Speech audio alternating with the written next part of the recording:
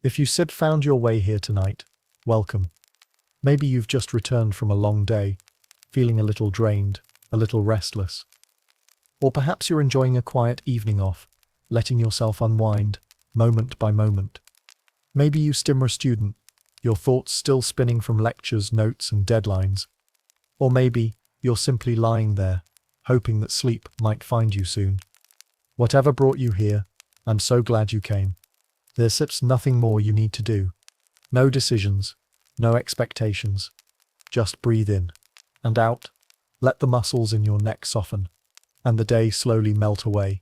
You're safe here. You said, not alone. And my only job tonight is to keep you company, to speak gently while your eyes grow heavier, and to carry your mind into a time and place far, far away. Tonight, we sat drifting back to the year 1726, to a quiet village in the English countryside, where one of the most bizarre stories in medical history began to unfold. This is the tale of Mary Toft, a humble woman from Surrey, who, against all logic, all science, and all common sense, claimed she could give birth to rabbits. Yes, rabbits. And what's even more astonishing is that the most respected doctors in England believed her, even royal physicians, even the court of King George I. In a world where medical knowledge was still laced with superstition, where miracles and fraud often danced hand in hand, Mary Toft's strange deception would captivate an entire nation and reveal just how far people are willing to believe when hope, fear, and ambition collide. So settle in. Let your imagination take you to the misty fields of 18th century Surrey, where livestock grazed quietly and rumors moved faster than reason, where one woman's desperation met a society desperate to believe. And if this quiet tale brings you even a little comfort, if you enjoy these peaceful journeys into the stranger corners of history, feel free to leave a like or subscribe. That way, I can be here again tomorrow night to share another gentle story just for you. Sleep well. A peculiar pregnancy.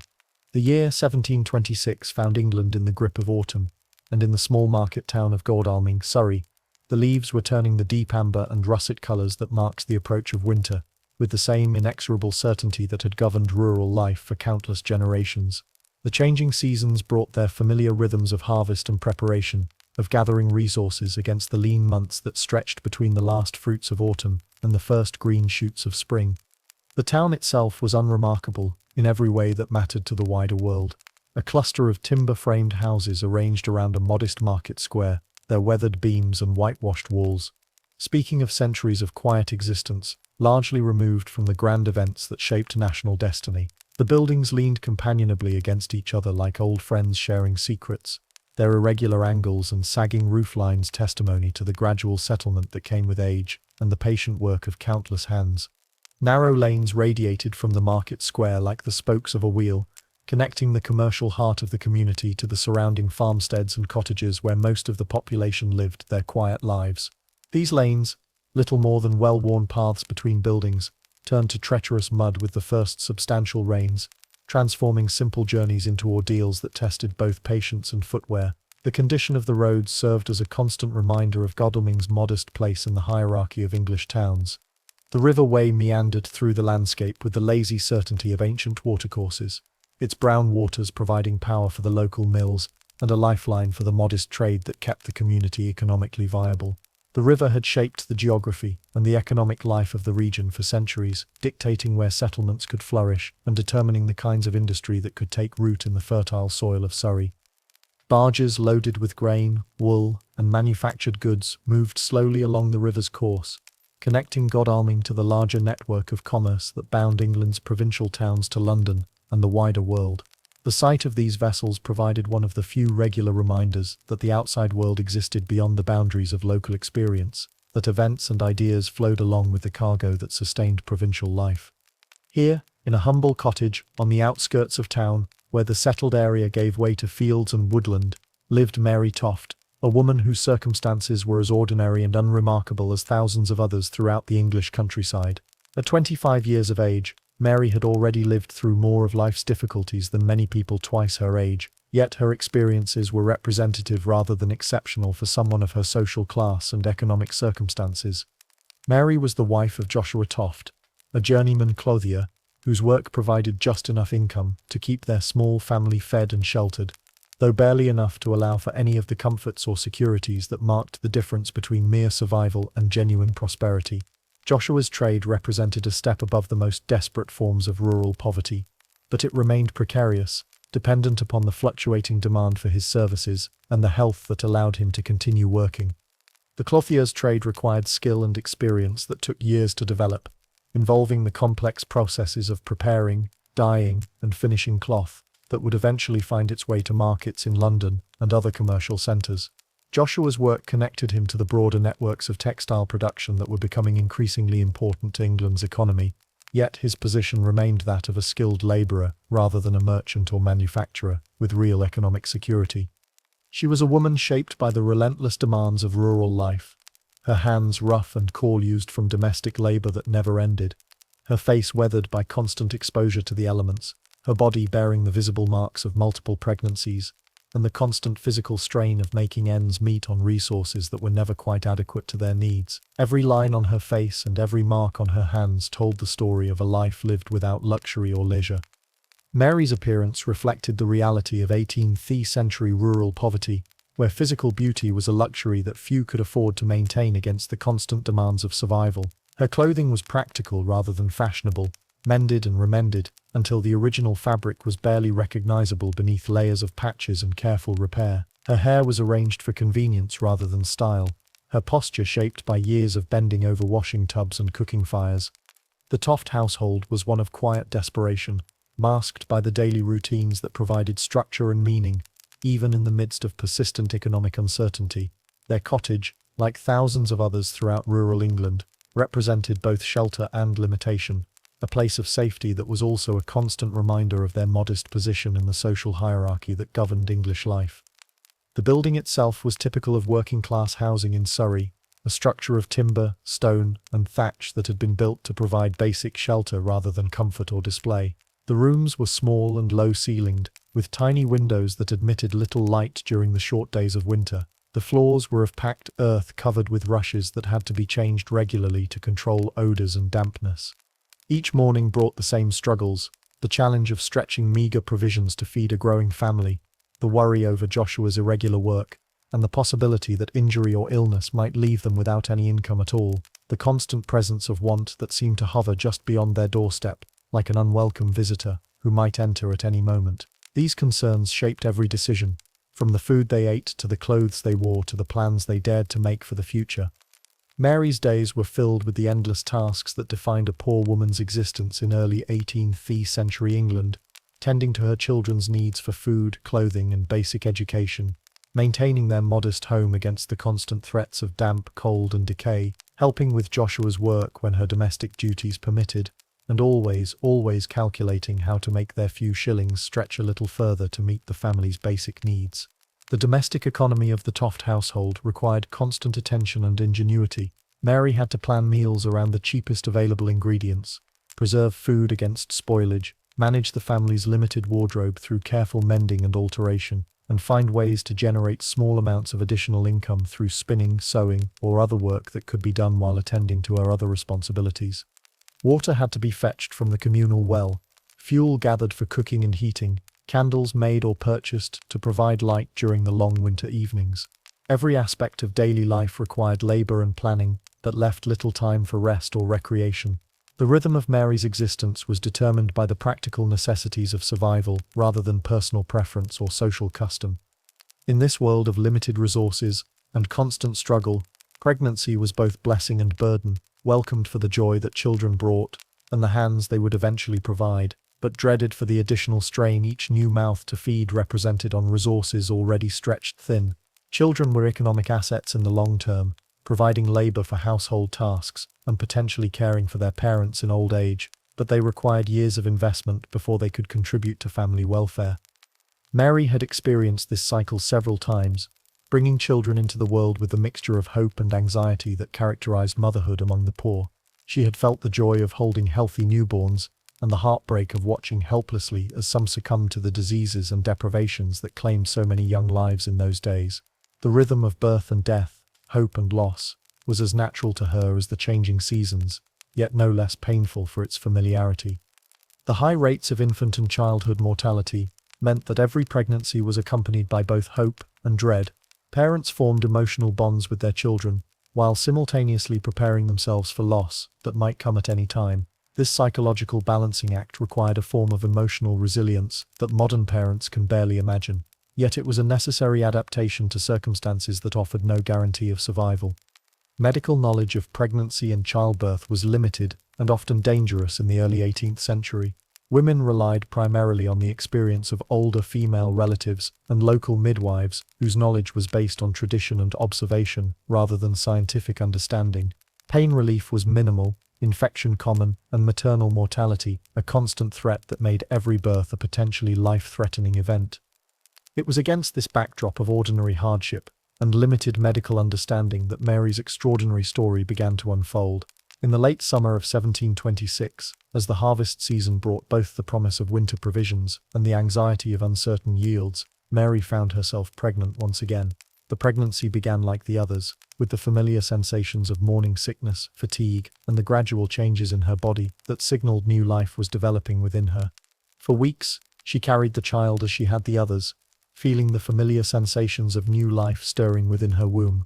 The pregnancy progressed normally, if such a word could be applied to any pregnancy in an era when medical knowledge was limited, and maternal mortality remained a constant threat that shadowed every woman's experience of childbearing. Mary went about her daily routines while her body underwent the changes that had been repeated countless times throughout human history.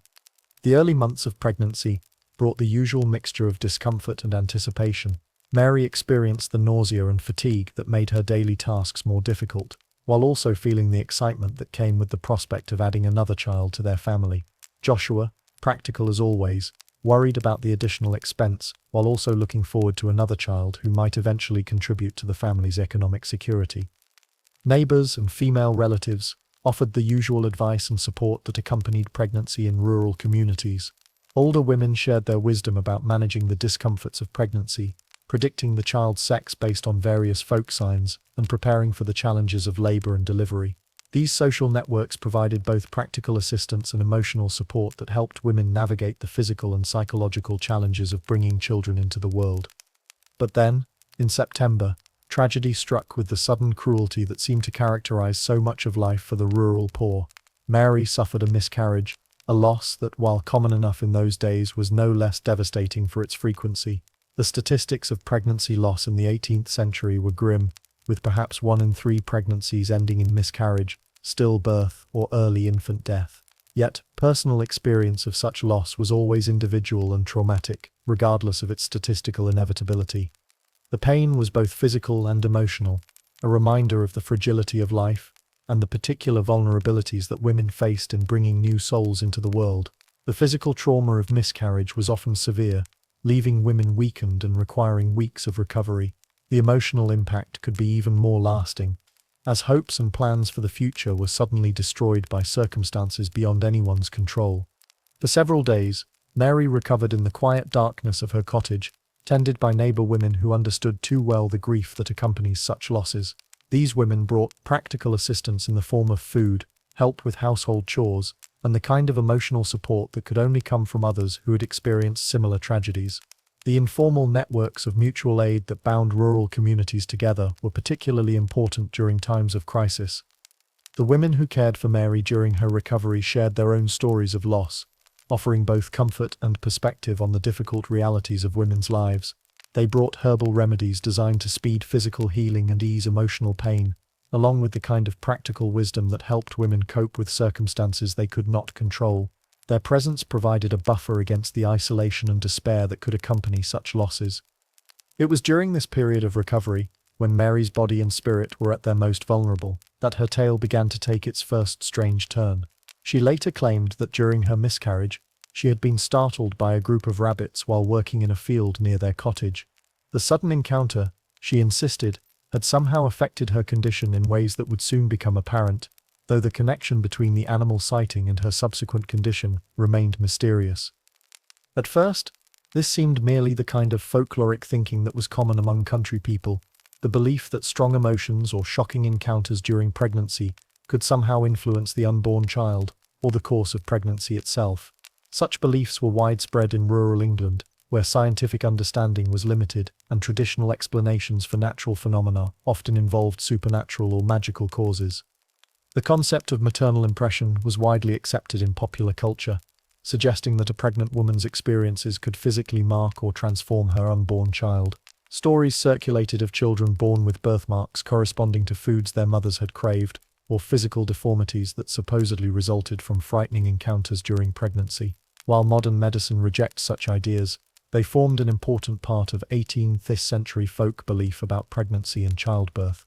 Mary's claim about the rabbits fit perfectly into this framework of understanding, providing a narrative explanation for what would soon become an inexplicable medical condition. The story gave her extraordinary situation a kind of logical structure that made it comprehensible within the worldview of her community, even as it opened the door to interpretations that would challenge the boundaries of credibility. But as the days passed, Mary began to complain of continued labor pains. Despite having clearly miscarried weeks earlier, she described sensations that seemed to suggest another pregnancy was developing, though this seemed impossible given her recent loss. The persistence of her symptoms puzzled both Mary and the women who attended her, as they had no framework for understanding how pregnancy could continue after miscarriage had occurred. Her husband Joshua, a practical man with little patience for what he initially dismissed as women's complaints, grew increasingly concerned as Mary's condition appeared to worsen rather than improve. Joshua's skepticism was understandable. He had witnessed Mary's previous pregnancies and recoveries, and her current symptoms seemed to violate everything he understood about the natural progression of childbirth and healing. Joshua's practical nature led him to seek rational explanations for his wife's continuing distress. He consulted with male neighbors, whose wives had experienced similar losses, hoping to find reassurance that Mary's symptoms were normal and would eventually resolve themselves. When this consultation failed to provide satisfactory answers, his concern began to transform into genuine worry about his wife's health and well-being.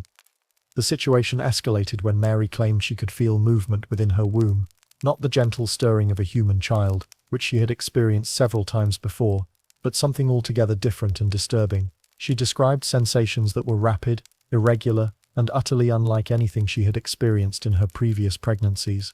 The movements she reported seemed frantic and animal-like, rather than the rhythmic, human movements she had felt when carrying her other children. These descriptions of unusual fetal movement created additional anxiety among the women who attended Mary. They had extensive collective experience with pregnancy and childbirth, yet none had encountered anything similar to what Mary was reporting. The strangeness of her symptoms challenged their understanding of normal pregnancy, while suggesting that something unprecedented was occurring. When she shared these concerns with her neighbors, they initially offered the usual remedies and comfort that rural communities provided for women's ailments. Herbal teas were brewed to ease pain and promote healing. Prayers were offered for Mary's recovery, and experienced mothers shared their knowledge of various pregnancy complications that might explain her continuing symptoms. But Mary's complaints persisted, and her descriptions grew more alarming rather than improving as time passed. Instead of the gradual recovery that normally followed miscarriage, Mary seemed to be experiencing increasingly severe and bizarre symptoms that defied explanation. Her pain appeared to be intensifying rather than diminishing, and her reports of internal movement became more frequent and more disturbing. It was Toft, Mary's sister-in-law, who first witnessed something that would transform this private family matter into a public sensation that would eventually capture the attention of the highest levels of English society. Anne later testified that she had been present when Mary went into what appeared to be labor, weeks after her miscarriage should have ended any possibility of further childbirth. What Anne claimed to witness defied all natural law and medical understanding. Anne Toft was a practical woman, with extensive experience attending births and caring for sick family members. She had witnessed the full range of normal and abnormal pregnancies, from smooth deliveries to complicated births that threatened both mother and child.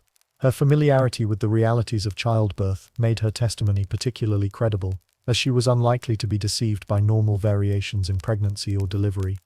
According to Anne's account, Mary delivered not a human child, but parts of an animal. The first birth produced what appeared to be pieces of a rabbit, fur, bones and flesh, that had no business emerging from a human body. Anne, a practical woman who had assisted at numerous births, was certain of what she had seen, yet equally certain that it was impossible. The contradiction between evidence and reason left her shaken and uncertain how to proceed. The testimony of Anne Toft represented a crucial turning point in Mary's story, transforming what might have been dismissed as the imaginings of a grief-stricken woman into an apparently credible account of supernatural or medical impossibility. Anne's reputation for reliability and her intimate knowledge of childbirth gave weight to claims that would otherwise have been rejected as fantasy or delusion. Anne's description of the birth was detailed and specific, including physical characteristics of the animal parts that emerged from Mary's body. She reported seeing rabbit fur of various colors, bone fragments that appeared to come from different parts of the animal's skeleton, and pieces of flesh that were unmistakably animal rather than human in origin.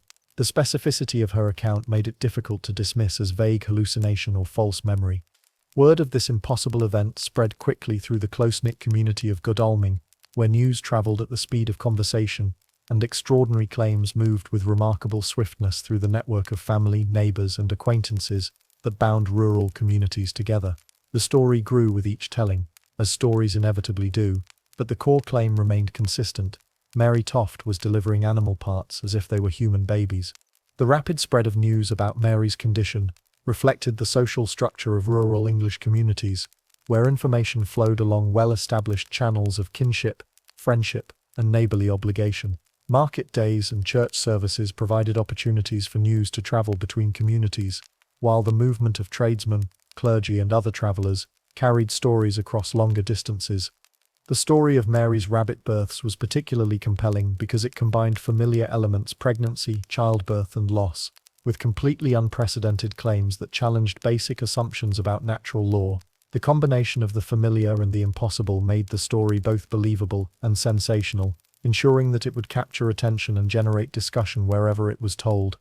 The local midwife, Mary Gill, was summoned to investigate the extraordinary claims that were circulating about Mary Toft's condition. Mrs. Gill had attended hundreds of births over her decades of service to the community, and she prided herself on her practical knowledge and steady nerves. She had seen difficult births, stillbirths, and various complications that tested both her skill and her composure, but nothing in her extensive experience had prepared her for what she encountered in the Toft cottage.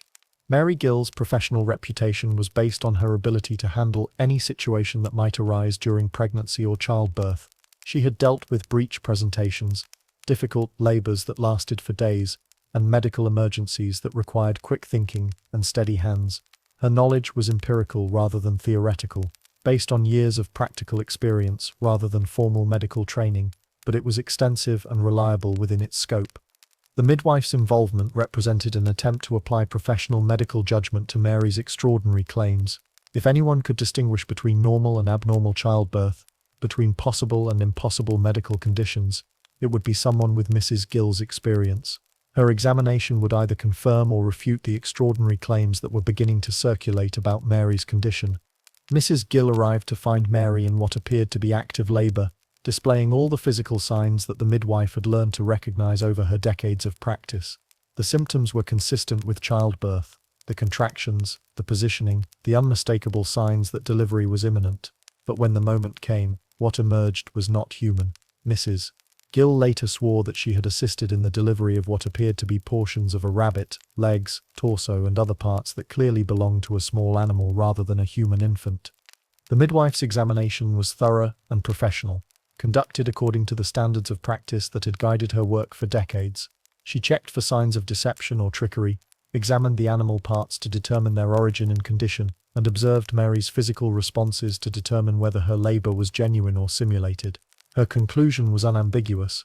Mary was indeed delivering animal parts through apparently normal birth processes. Mrs. Gill's confirmation of Anne Toft's account lent credibility to what might otherwise have been dismissed as the imaginings of a grief-stricken woman, or the exaggerations of an attention-seeking family member. Mrs. Gill was respected throughout the community, known for her practical nature and her reluctance to engage in gossip or superstition. Her professional endorsement of Mary's extraordinary condition transformed the matter from family curiosity to community crisis. The midwife's testimony was particularly important because it provided medical authority for claims that defied medical understanding. Her professional training and experience made her opinion more credible than that of family members or neighbors, however well-intentioned their observations might be. The involvement of a medical professional gave Mary's condition a legitimacy that would prove crucial as the story spread beyond the boundaries of local community. As word spread beyond the immediate neighborhood, carried by travelers, tradesmen, and correspondents to neighboring towns and villages, the reactions were as varied as they were intense. Some neighbors expressed horror and revulsion, seeing in Mary's condition either divine punishment for unknown sins or supernatural affliction that threatened the spiritual welfare of the entire community. The religious interpretation of Mary's condition reflected the deeply Christian worldview that dominated rural English culture in the early 18th century. Unusual or unprecedented events were often interpreted as signs of divine displeasure or supernatural intervention, requiring prayer, repentance, or other spiritual responses to restore normal conditions and protect the community from further manifestations of supernatural power. Others were simply bewildered, unable to reconcile what they were hearing with any framework of understanding they possessed. The claims about Mary's condition violated basic assumptions about natural law and biological possibility that formed the foundation of their worldview. The cognitive dissonance created by these violations left many community members uncertain how to respond or what to believe. A few expressed skepticism about the extraordinary claims, but these voices were initially overwhelmed by the accumulating testimony of apparently credible witnesses. The skeptics faced the difficult task of challenging not only Mary's claims, but also the testimony of respected community members whose reliability had never been questioned. Their doubts were further undermined by the lack of any obvious motive for such an elaborate deception. The psychological impact on Mary herself was profound and complex, reflecting the dramatic transformation of her social position from anonymous poverty to extraordinary notoriety. Initially, she seemed as surprised by her condition as anyone else, describing the sensations she experienced with a mixture of fear and wonder that appeared genuine to those who observed her most closely.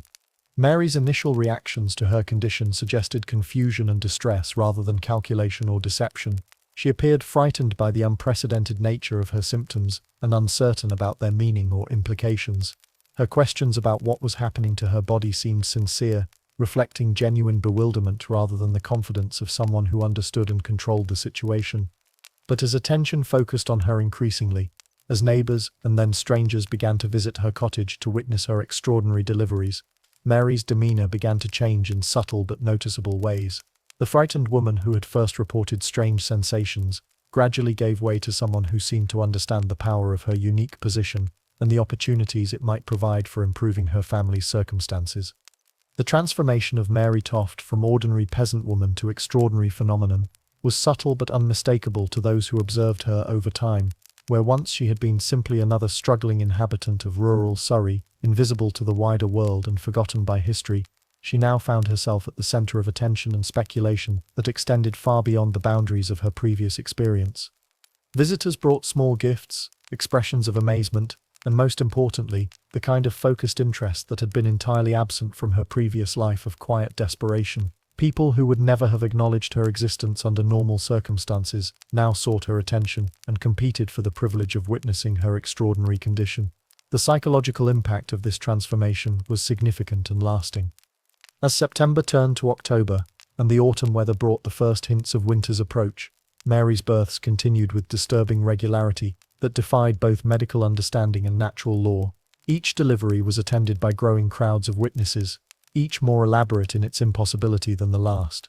The animal parts that emerged were examined, discussed, and preserved as evidence of the miraculous or monstrous, depending on one's perspective and theological inclinations. The cottage that had once been notable only for its poverty was now the destination for curious visitors from neighboring towns, and eventually from much greater distances. The transformation of the Toft household from anonymous poverty to celebrity was as dramatic as the medical claims that had caused it. The quiet desperation that had characterized their previous existence was replaced by the excitement and confusion of unprecedented public attention. It was during this period that Mary's story began to attract the attention of educated observers from beyond the immediate community. Word of the rabbit births had spread beyond the boundaries of Godalming, carried by travelers and correspondents to the wider world, where learned men might provide explanations for what seemed inexplicable. The stage was being set for Mary Toft's extraordinary claims to be subjected to the scrutiny of medical science, such as it was in the early 18th century. The involvement of educated observers represented a new phase in Mary's story, one that would test her claims against more sophisticated forms of analysis and investigation. The local community had accepted her condition based on the testimony of trusted neighbors and the examination of a respected midwife, but educated physicians would bring different standards of evidence and different theoretical frameworks for understanding unusual medical phenomena. The rhythm of Mary's existence had been completely transformed by her extraordinary condition and the public attention it had generated.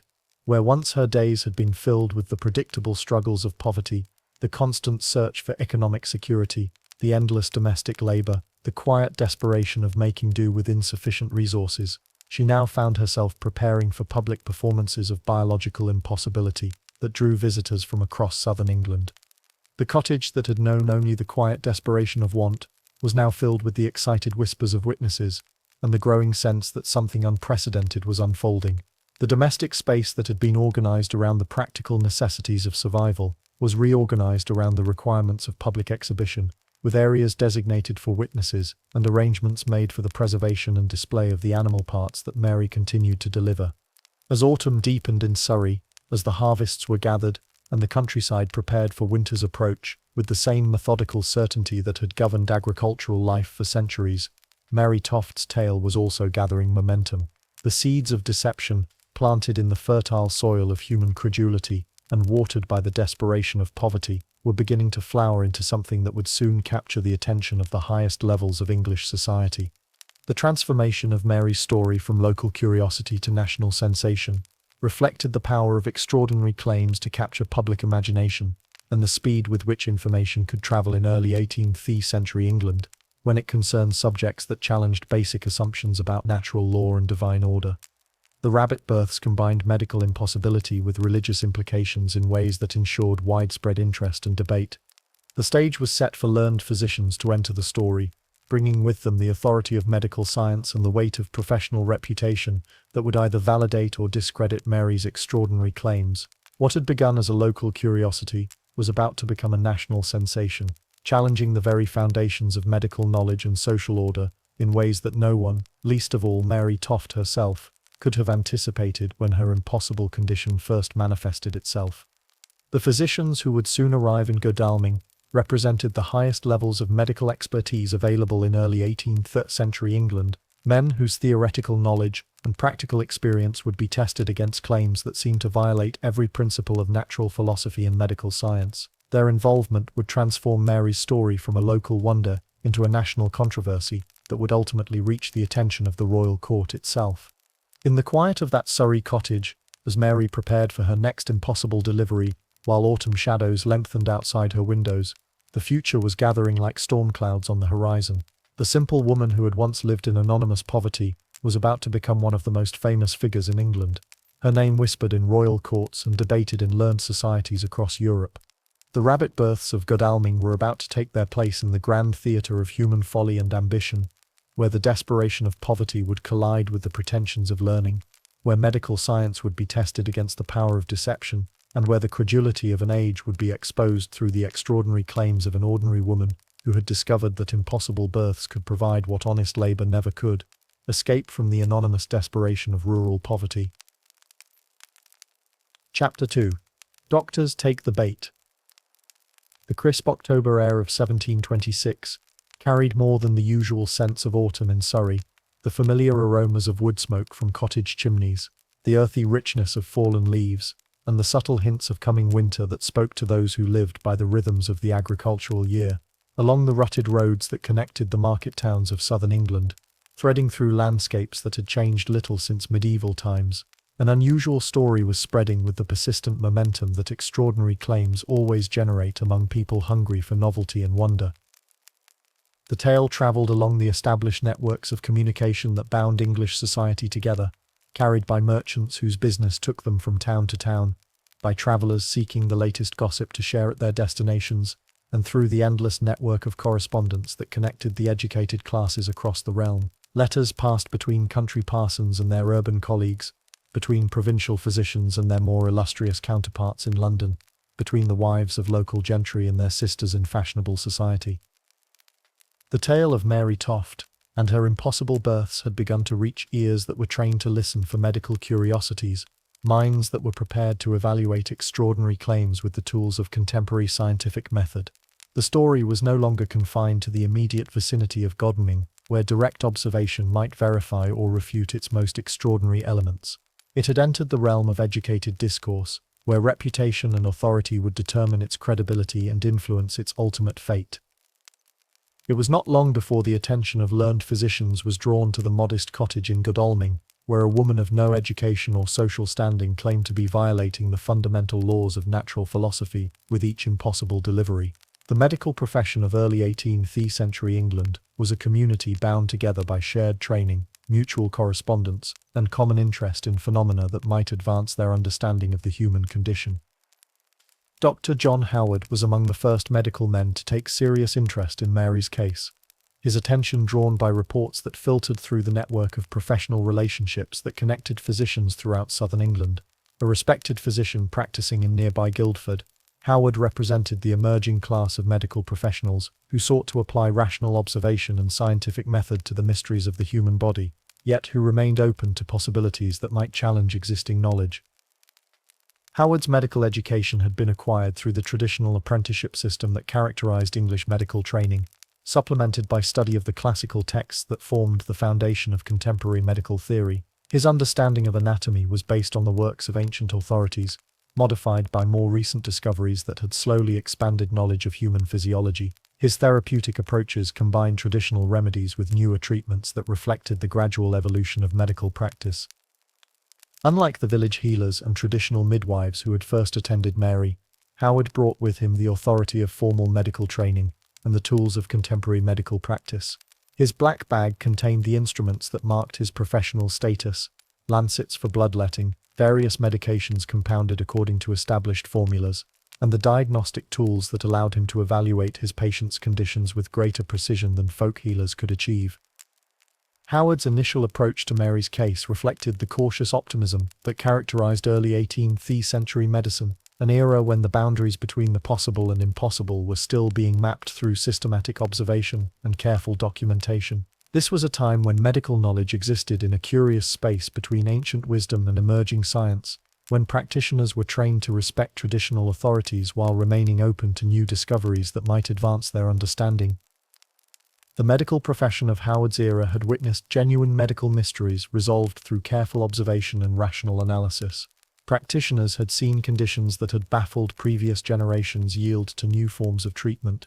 Symptoms that had seemed supernatural revealed as manifestations of identifiable diseases, and phenomena that had appeared impossible shown to be natural variations within the broad spectrum of human experience.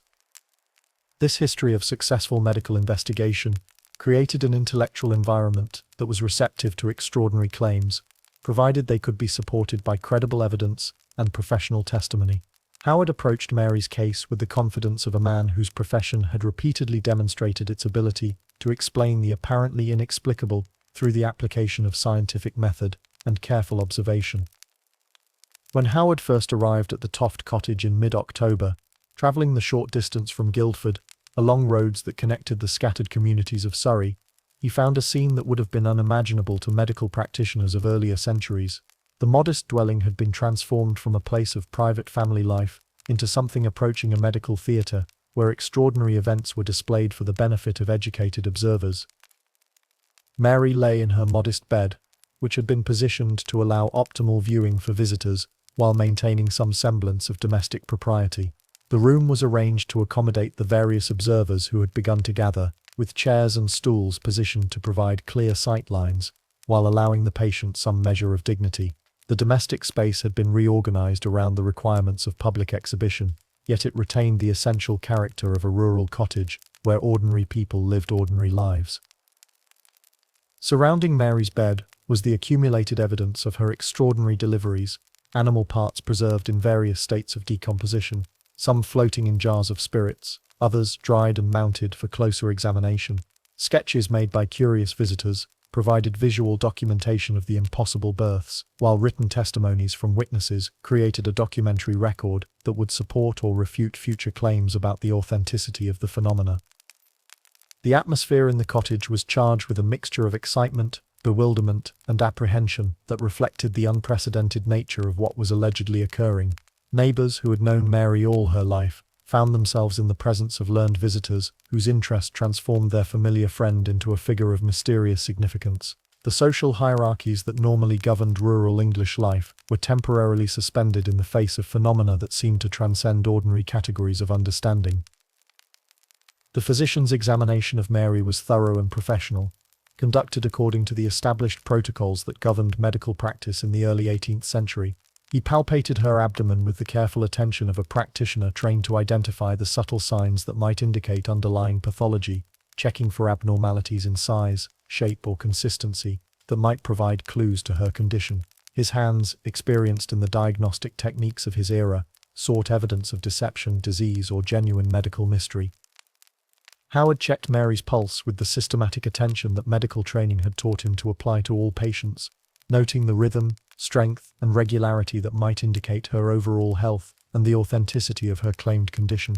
He observed her general appearance, looking for signs of genuine distress or performance that might suggest whether her symptoms were authentic manifestations of medical phenomena or carefully constructed deceptions designed to fool even trained observers.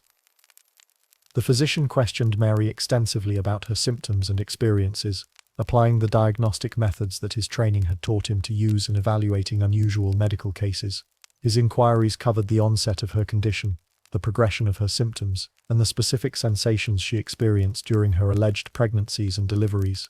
The questioning was designed to reveal inconsistencies that might suggest deception, while also gathering the detailed information necessary for accurate medical assessment. What Howard found during his examination was a woman who appeared to be in genuine labor, displaying all the physiological signs that his medical training had taught him to recognize as authentic manifestations of the birth process. The contractions were real and followed the expected patterns. The positioning of her body was correct for a woman in active labor, and Mary's responses to physical examination seemed authentic in every detail that his professional experience enabled him to evaluate. The physician's initial assessment was complicated by the extraordinary nature of Mary's claims, which challenged his professional understanding while demanding careful evaluation according to the standards of medical practice. His training urged him towards systematic observation and rational analysis, yet the evidence he gathered through direct examination suggested that something unprecedented was indeed occurring in the modest cottage. But it was what happened next that would transform Dr. Howard from skeptical observer to convinced advocate, fundamentally altering his understanding of medical possibility and his professional assessment of Mary's extraordinary condition. As he watched with the trained attention of an experienced practitioner, Mary entered what appeared to be the final stages of labor, displaying the unmistakable signs that delivery was imminent. The physician prepared himself to assist in what he assumed would be either a normal birth that would resolve the mystery through conventional explanation, or perhaps the delivery of a severely deformed infant, whose abnormalities might account for the extraordinary claims that had been circulating about Mary's condition. Both outcomes were within the range of his professional experience, and he felt confident in his ability to handle whatever medical challenges might arise. Howard's medical training had exposed him to the full range of birth complications and abnormalities that characterized 18th century obstetric practice. He had delivered children with various deformities, assisted in births where the infant had died in utero, and handled cases where infection or other complications had created unusual symptoms. His experience provided him with a broad framework for understanding birth abnormalities that might initially appear mysterious or supernatural. What emerged during Mary's delivery, however, defied every principle of medical science that Howard had been taught during his years of training and practice. Before his trained and experienced eyes, Mary delivered what appeared to be portions of a rabbit, legs, organs, and other anatomical parts that clearly belonged to a small animal rather than a human being. The materials that emerged from her body violated every assumption about mammalian reproduction that formed the foundation of contemporary biological understanding. The physician examined these materials with the same careful attention he would have given to any medical specimen, applying the analytical methods that his training had taught him to use in evaluating unusual cases. His examination was systematic and thorough, designed to identify the origin, condition, and authenticity of the materials that had allegedly emerged from Mary's body. The results of his investigation were unequivocal. These were genuine animal parts delivered from a human body in a manner that seemed to violate the fundamental laws of biology. Howard's examination of the delivered materials included assessment of their freshness, anatomical correctness, and consistency with rabbit physiology. He identified specific organs and body parts that corresponded to his knowledge of animal anatomy, noting details that would have been difficult to fabricate or artificially produce. The specimens appeared to be genuine biological materials rather than constructed deceptions, yet their emergence from a human body defied every principle of reproductive biology that formed the foundation of medical understanding. Dr. Howard's response to this extraordinary event revealed both the strengths and limitations of early 18th century medical thinking, reflecting the complex intersection of scientific method, professional training, and cultural context that shaped medical practice in Georgian England. On one hand, his scientific training urged him towards skepticism and rational analysis, demanding that he question extraordinary claims and seek natural explanations for apparently supernatural phenomena. The physician's analytical approach led him to examine the delivered materials with microscopic attention, searching for evidence of deception or manipulation that might explain how animal parts could appear to emerge from a human body. He looked for signs of surgical intervention, artificial insertion, or other forms of trickery that might account for the impossible births, while preserving the fundamental principles of biological science that governed his professional understanding. Howard questioned Mary and her attendants with the thoroughness of a skilled investigator, seeking inconsistencies in their accounts that might reveal the mechanisms of deception. His interrogation covered the timing of events, the specific circumstances of each delivery, and the chain of custody for the animal parts that served as evidence of the extraordinary births. The questioning was designed to reveal any gaps or contradictions that might indicate fraud. On the other hand, the evidence of his own senses was overwhelming, and his professional reputation demanded that he report accurately what he had observed, regardless of whether those observations challenged existing medical knowledge. Howard's training had taught him to trust his own careful observations while remaining skeptical of hearsay and second-hand reports. When his direct examination seemed to confirm the reality of Mary's impossible deliveries, his professional integrity required him to acknowledge what he had witnessed. The physician's dilemma was compounded by the medical and intellectual context of his era, which created unique challenges for practitioners attempting to evaluate extraordinary claims. This was a time when the boundaries between the natural and supernatural were still being negotiated through systematic observation and rational analysis, when medical practice existed alongside beliefs in divine intervention, mystical influences, and phenomena that defied conventional explanation. The early 18th century was an era of intellectual transition, when traditional authorities were being challenged by new methods of investigation, while ancient beliefs retained significant influence over educated thought. Medical practitioners were trained to be observant and analytical, yet they operated within cultural frameworks that allowed for possibilities that later generations would categorically reject as impossible or superstitious. Howard's training had prepared him to be observant and analytical, applying the methods of systematic investigation that were beginning to transform medical practice.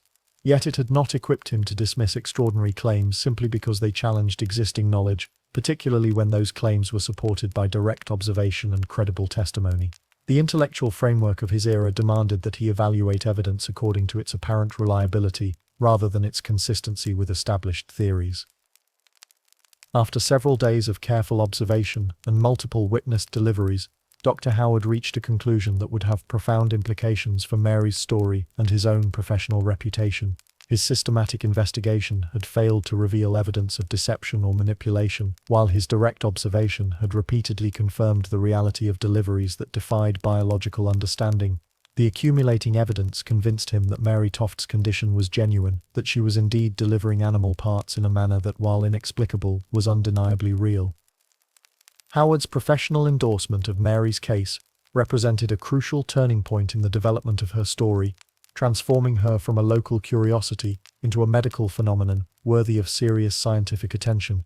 His reputation as a skilled and careful practitioner gave weight to his conclusions, while his willingness to stake his professional credibility on the authenticity of the rabbit births provided the kind of expert testimony that could convince other members of the medical community. The physician's decision to endorse Mary's case publicly was not made lightly, as he understood the potential consequences for his professional reputation and social standing. Medical practitioners of his era were expected to maintain conservative positions on extraordinary claims, avoiding the appearance of credulity that might undermine their professional authority. Howard's willingness to support Mary's case despite these professional risks testified to his conviction that he had witnessed genuine medical phenomena.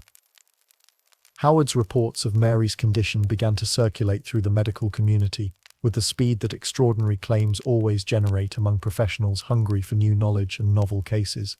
His detailed descriptions of the deliveries, his careful documentation of the physical evidence, and his professional vouching for the authenticity of the phenomenon created a sensation that reached far beyond the boundaries of Surrey and into the heart of English medical discourse. The circulation of Howard's reports followed the established networks of professional correspondence that connected physicians throughout England and beyond. Medical practitioners shared information about unusual cases through letters, informal conversations, and the various publications that served the medical community. Howard's endorsement of Mary's case entered this network with the authority of direct observation and professional expertise. The story of the rabbit births was no longer merely a rural curiosity. It had become a medical mystery that demanded the attention of the most skilled practitioners in the realm. Howard's professional endorsement had elevated Mary's case from the level of folk belief to the realm of scientific investigation, where it would be subjected to the scrutiny of physicians whose training and reputation far exceeded those of provincial practitioners. The response to Howard's reports revealed the complex dynamics of professional reputation and scientific authority that characterized early 18th century medical practice. Some physicians expressed skepticism about claims that seemed to violate fundamental biological principles, while others were intrigued by the possibility of discovering new medical phenomena that might advance their understanding of human physiology. The debate that ensued reflected both the limitations of contemporary medical knowledge and the genuine difficulty of evaluating extraordinary claims. It was at this point that the case attracted the notice of Nathaniel St. Andre, a figure whose involvement would elevate Mary's story from provincial sensation to national controversy that would ultimately reach the highest levels of English society. Andre held the prestigious position of anatomist and surgeon to the royal household, a man whose professional credentials were beyond question, and whose access to the highest levels of society gave his opinions extraordinary weight and influence. St. Andre's position as royal surgeon represented the pinnacle of medical achievement in early 18th century England, combining professional expertise with social status in ways that gave his opinions almost unassailable authority. His appointment to the royal household reflected not only his medical skills, but also his ability to navigate the complex social and political currents that characterized court life during the Georgian era. The royal surgeon's medical training had been acquired through the most prestigious channels available to English practitioners, including study at the finest medical schools and apprenticeship with the most respected physicians of his generation. His anatomical knowledge was based on direct dissection and observation, while his surgical skills had been honed through years of practice on the most challenging cases that contemporary medicine could present. Saundray's interest in Mary's case represented a quantum leap in the level of attention and authority that her story commanded, transforming a provincial medical curiosity into a matter that would engage the attention of the highest levels of English society. His involvement suggested that the rabbit births had achieved a level of credibility that warranted investigation by the most qualified practitioners available to the realm. Saundray's approach to the investigation reflected both his elevated position and his confidence in his own medical expertise, shaped by years of practice at the highest levels of Georgian society. Unlike Dr. Howard, who had stumbled upon the case through local connections and professional curiosity, Andre came to Godalming with the deliberate intention of applying the highest standards of medical science to what he initially assumed would be either a case of deception or an interesting but ultimately explicable medical anomaly. The royal surgeon's initial assumptions about Mary's case reflected the sophisticated skepticism that his position and experience had taught him to apply to extraordinary claims. His years of practice had exposed him to numerous cases of alleged medical mysteries that had proven to be either deliberate deceptions or misunderstood natural phenomena. His approach to Mary's case was shaped by this experience and by his confidence in his ability to distinguish between genuine medical phenomena and elaborate frauds. Saundray's reputation for thoroughness and his position at court demanded nothing less than complete professional rigor in his investigation of Mary's claims. His examination would be scrutinized by colleagues whose own reputations depended upon the reliability of royal medical personnel, while his conclusions would influence the opinions of courtiers and intellectuals whose social position gave them significant influence over public opinion.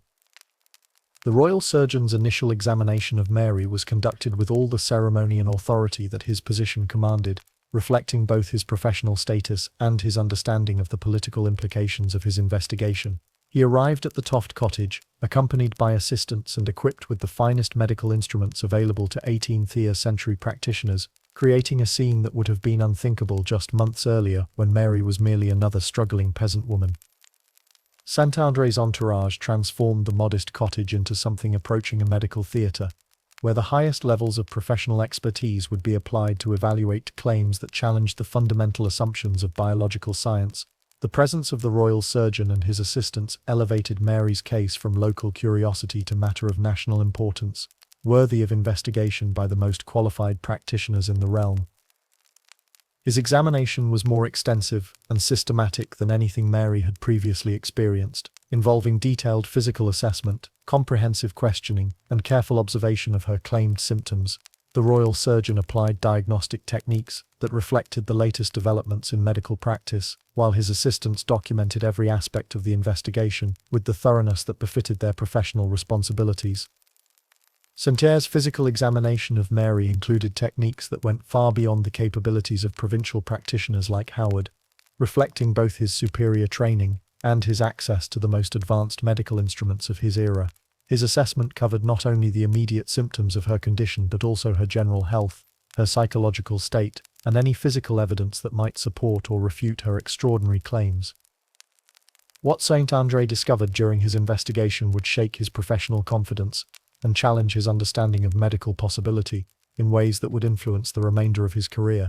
Like Howard before him, he found Mary displaying all the authentic signs of labor and delivery, yet the implications of these observations would prove far more significant when supported by the authority of his royal appointment. The royal surgeon's examination revealed no evidence of the deception or manipulation that his experience had taught him to expect in cases of alleged medical mysteries. Mary's condition appeared genuine according to every diagnostic criterion that his training had taught him to apply, while her responses to examination seemed authentic in every detail that his professional expertise enabled him to evaluate. But more significantly for the development of Mary's story, St. Andre was present to witness not one but several of Mary's extraordinary births, each more impossible than the last, according to the principles of biological science that formed the foundation of his professional understanding. The royal surgeon watched with growing amazement as Mary delivered what appeared to be complete baby rabbits, small, perfectly formed creatures that seemed to have developed within her human womb, according to biological processes that defied every principle of mammalian reproduction. The impact of these observations on St. Andre was profound and immediate, challenging not only his professional understanding, but also his confidence in the reliability of medical knowledge itself. Here was a man who had dedicated his career to understanding the human body, who had served at the highest levels of medical practice, and who prided himself on his ability to distinguish between genuine medical phenomena and elaborate deceptions designed to fool even the most experienced practitioners. St. Andre's professional training had exposed him to the full range of human anatomical variation and pathology, including conditions that challenged conventional understanding of biological possibility. His experience as royal surgeon had required him to handle medical emergencies and unusual cases that tested the limits of contemporary therapeutic knowledge. Yet nothing in his extensive background had prepared him for the evidence that his own careful observation was providing about Mary's impossible condition. Yet the evidence of his own senses was undeniable. Mary Toft was delivering rabbits with the same biological processes that should have produced human children, violating fundamental principles of reproductive biology in ways that seemed to transcend the boundaries of natural law. The rabbits that emerged from her body were perfectly formed, anatomically correct specimens that appeared to have developed through normal gestational processes despite the biological impossibility of such development. Sante's professional response to these extraordinary observations revealed the complex intersection of scientific method, personal reputation, and social pressure that characterized medical practice in Georgian England, where professional authority was closely tied to social position, and where extraordinary claims required extraordinary evidence to gain acceptance among educated audiences. His initial instinct toward skepticism, trained through years of experience with alleged medical mysteries, was overwhelmed by the accumulating evidence of his own careful observations. The deliveries he witnessed were attended by every sign of authenticity that his professional training had taught him to recognize. The labor was genuine according to every diagnostic criterion he could apply. The biological processes were correct in every detail he could observe, and the resulting offspring were undeniably rabbit kits rather than human infants. The royal surgeon's decision to endorse Mary's case publicly represented a pivotal moment in the development of her story, transforming it from a provincial curiosity into a certified medical phenomenon that would command the attention of the entire kingdom. When Saint Andre prepared his official report on the rabbit births, he was not merely documenting an interesting medical case, he was staking his professional reputation and social position on the reality of a phenomenon that challenged the fundamental assumptions of biological science. Saintre's report would carry the full weight of royal medical authority, supported by his unassailable professional credentials and his position at the highest levels of Georgian society.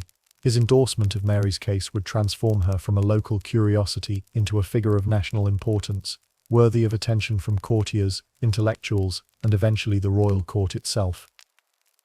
The preparation of Saint Andre's report was a careful and deliberate process that reflected both his professional responsibilities and his understanding of the broader implications of his findings. He documented each delivery he had witnessed with the thoroughness that befitted his position, described the physical characteristics of the delivered animals with anatomical precision, and provided detailed analysis of the biological processes involved in ways that would satisfy the most demanding scientific scrutiny. His writing reflected the measured tone of professional medical discourse, employing the technical language and systematic approach that characterized the highest levels of scientific communication. Yet beneath the clinical language lay a sense of wonder and bewilderment at phenomena that seemed to transcend the boundaries of natural law while defying every principle of biological understanding that formed the foundation of medical practice. Saint Andre's report included detailed anatomical descriptions of the delivered rabbits, noting their size, development, and physical characteristics in ways that would allow other medical practitioners to evaluate his claims. His documentation was systematic and comprehensive, providing the kind of evidence that the scientific community required for serious consideration of extraordinary phenomena. When Saint Andre's report was finally published, it created an immediate sensation throughout educated English society, spreading through the networks of correspondence and publication that connected the intellectual elite of the Georgian era. The endorsement of Mary's case by a figure of such professional stature and social position gave her story a credibility that no amount of local testimony could have provided, transforming the rabbit births of Godalming from provincial curiosity to certified medical miracle.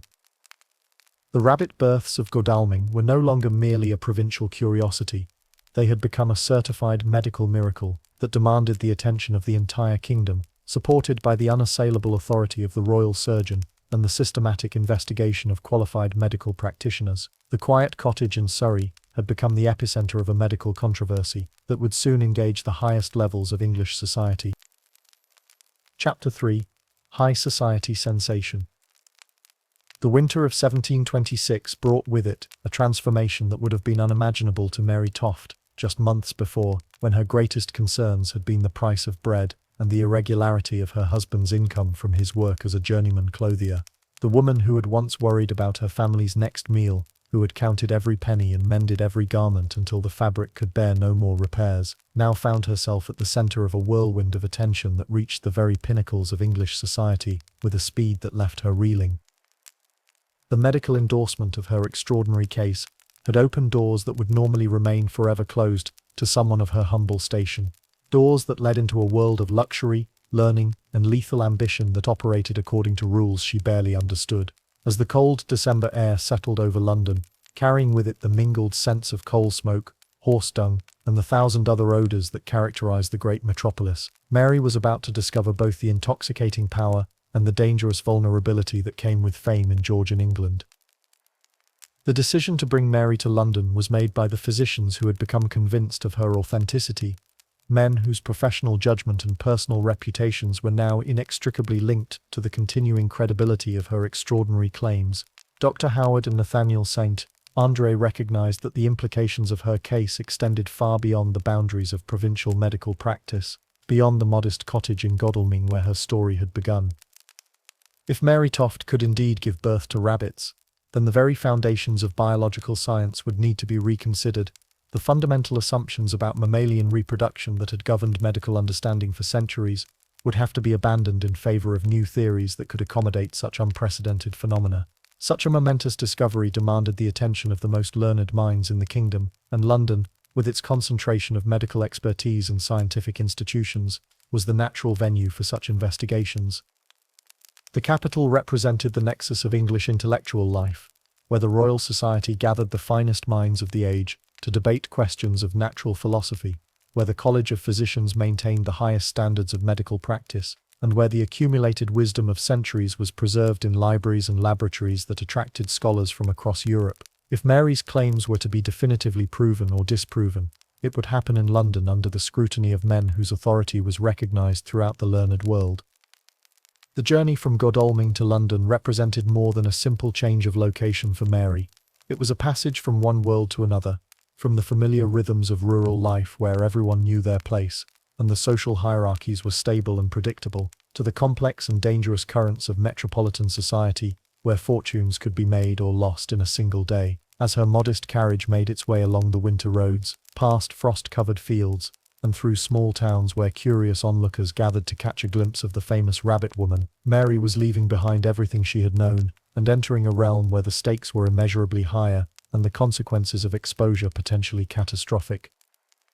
The landscape that passed outside her carriage windows marked her transition from the rural world of agricultural rhythms and seasonal patterns to the urban environment of human ambition and artificial stimulation. The fields and woodlands of Surrey gave way to the increasingly dense settlements that surrounded the capital, until finally the great city itself came into view, a sprawling mass of humanity that dwarfed anything in Mary's previous experience. London in December 1726 was a city pulsing with energy and ambition, a metropolis that served as the beating heart of an empire that stretched from the American colonies to the trading posts of India. The great city sprawled along both sides of the Thames, its narrow streets filled with the constant motion of commerce, politics, and intellectual discourse that never ceased regardless of the season or the hour. This was the London of coffee houses and learned societies, of court intrigues and popular entertainments, of fortunes made and lost in the space of a single conversation. The social geography of London reflected the complex hierarchies that governed English society, from the fashionable squares of the West End, where aristocrats maintained their town houses, to the commercial districts of the city, where merchants conducted the business that financed the nation's growing prosperity, to the crowded alleys and tenements, where the poor struggled to survive in conditions that made Mary's cottage in Godalming seem spacious and comfortable by comparison. Into this sophisticated and potentially treacherous environment came Mary Toft, a simple countrywoman carrying the burden of an impossible deception that had already captured the attention of some of the most powerful figures in the realm. Her arrival in London marked a crucial escalation in the scope and stakes of her fraud, transforming what had been a provincial curiosity into a matter of national importance that would test the limits of both her ingenuity and her courage. The arrangements for Mary's London residency had been carefully orchestrated by her medical sponsors, who understood that her accommodation and treatment would reflect upon their own professional judgment and social standing. She was installed in lodgings that reflected her newfound status as a figure of scientific importance, accommodations that were modest by the standards of London society, but luxurious beyond anything Mary had previously experienced in her life of rural poverty. The rooms that had been secured for Mary's use were furnished with comforts that spoke to her elevated status as a medical phenomenon worthy of serious investigation. Clean linen, adequate heating, regular meals, and attendants to see to her needs, all represented a level of luxury that stood in stark contrast to the grinding poverty that had characterized her previous existence. For the first time in her life, she found herself surrounded by comfort and attended by servants, freed from the grinding daily concerns that had dominated her existence in Surrey. The psychological impact of this sudden elevation in her material circumstances was profound, providing tangible evidence that her deception was indeed providing the escape from poverty that had motivated her desperate gamble. The soft beds, warm fires, and abundant food represented the fulfillment of dreams that had sustained her through years of want. Yet they also served as constant reminders of how much she now had to lose if her fraud were discovered. But comfort came with a price that Mary was only beginning to understand, a cost that was measured not in money, but in freedom, privacy, and the constant stress of maintaining a performance that grew more difficult with each passing day. Her every move was now subject to scrutiny, her every action analyzed for signs of authenticity or deception by observers whose training and experience far exceeded that of the country folk who had first witnessed her impossible births. The informal observations of country neighbors, who had accepted her story based on trust and the testimony of respected community members, had given way to the systematic investigation of London's medical elite, men whose reputations depended on their ability to distinguish between genuine phenomena and elaborate frauds. The margin for error that had allowed her deception to flourish in the familiar environment of Godalming was rapidly disappearing under the pressure of professional scrutiny. The medical establishment's approach to Mary's case in London reflected both the sophistication of metropolitan practice and the intense pressure that surrounded her story, as it captured the attention of increasingly powerful and influential figures. She was examined by some of the most skilled physicians in the realm, men whose expertise far exceeded anything she had encountered in Surrey, whose training had been acquired at the finest institutions in Europe, and whose diagnostic abilities had been honed through years of practice on the most challenging cases. These examinations were conducted with a thoroughness and precision that left little room for the kind of improvisation that had sustained her deception in its early stages, when the enthusiasm of witnesses and the limitations of provincial medical knowledge had combined to create an environment favorable to fraud. The London physicians brought to their investigations not only superior technical knowledge, but also a healthy skepticism born of experience with medical charlatans and elaborate deceptions. Dr. Cyriacus Allers, a German physician practicing in London, was among the first to conduct a comprehensive examination of Mary upon her arrival in the capital, bringing to his investigation both the technical expertise of continental medical training and the cultural perspective of an outsider who was less susceptible to the enthusiasms and assumptions that might influence his English colleagues. Allers represented the cosmopolitan character of London's medical community, where practitioners from across Europe brought diverse approaches to the challenges of understanding human physiology. Allers' medical background reflected the international character of 18th century medicine, where the most ambitious practitioners studied at universities throughout Europe and brought together different traditions of medical knowledge. His training in German medical schools had emphasized systematic observation and empirical analysis, while his practice in London had exposed him to the full range of medical conditions and phenomena that characterized the diverse population of the great metropolis. The examination conducted by Dr. Allers was unlike anything Mary had previously experienced, representing a quantum leap in the sophistication and rigor of the medical investigation she faced. Where the country physicians had been content to observe her deliveries and document their remarkable nature, accepting the apparent evidence of their senses, without probing too deeply into the mechanisms that might explain her condition, Allers subjected her to a systematic physical investigation that probed for evidence of deception with the thoroughness of a skilled detective. His approach was methodical and skeptical, reflecting a continental tradition of medical practice that emphasized empirical observation and rational analysis over deference to authority or popular opinion. Allers had witnessed enough medical mysteries resolved through careful investigation to maintain a healthy skepticism about extraordinary claims, even when they were supported by the testimony of respected colleagues whose judgment he might otherwise trust without question. The physical examination he conducted was comprehensive and invasive, designed to reveal any evidence of manipulation or artificial intervention that might explain Mary's extraordinary condition. His trained hands searched for signs of recent surgery, artificial insertion of foreign objects, or other forms of physical manipulation that might account for the apparent emergence of animal parts from her body. His experienced eyes looked for inconsistencies in her symptoms, subtle signs that might indicate performance rather than genuine medical phenomena. Allers' questioning was particularly sophisticated, designed to reveal any contradictions in Mary's account of her extraordinary condition, while also testing her knowledge of the biological processes she claimed to be experiencing. His inquiries probed not only the sequence of events surrounding her alleged pregnancies and deliveries, but also her understanding of the sensations and symptoms that should accompany such unprecedented biological phenomena. Despite this more rigorous scrutiny, Mary's performance remained convincing enough to satisfy even Allers' skeptical approach. She continued to display the physiological signs of pregnancy and labor that had impressed the physicians in Surrey, demonstrating symptoms that appeared authentic according to every diagnostic criterion that contemporary medical knowledge could provide. Her responses to examinations suggested genuine physical distress rather than theatrical performance, while her answers to questioning revealed either sincere confusion about her condition or remarkably sophisticated acting ability. When the moment came for delivery, she again produced animal parts with apparent authenticity that satisfied even the enhanced scrutiny of London's medical elite. Allers, like his predecessors, found himself confronted with evidence that seemed to support Mary's incredible claims.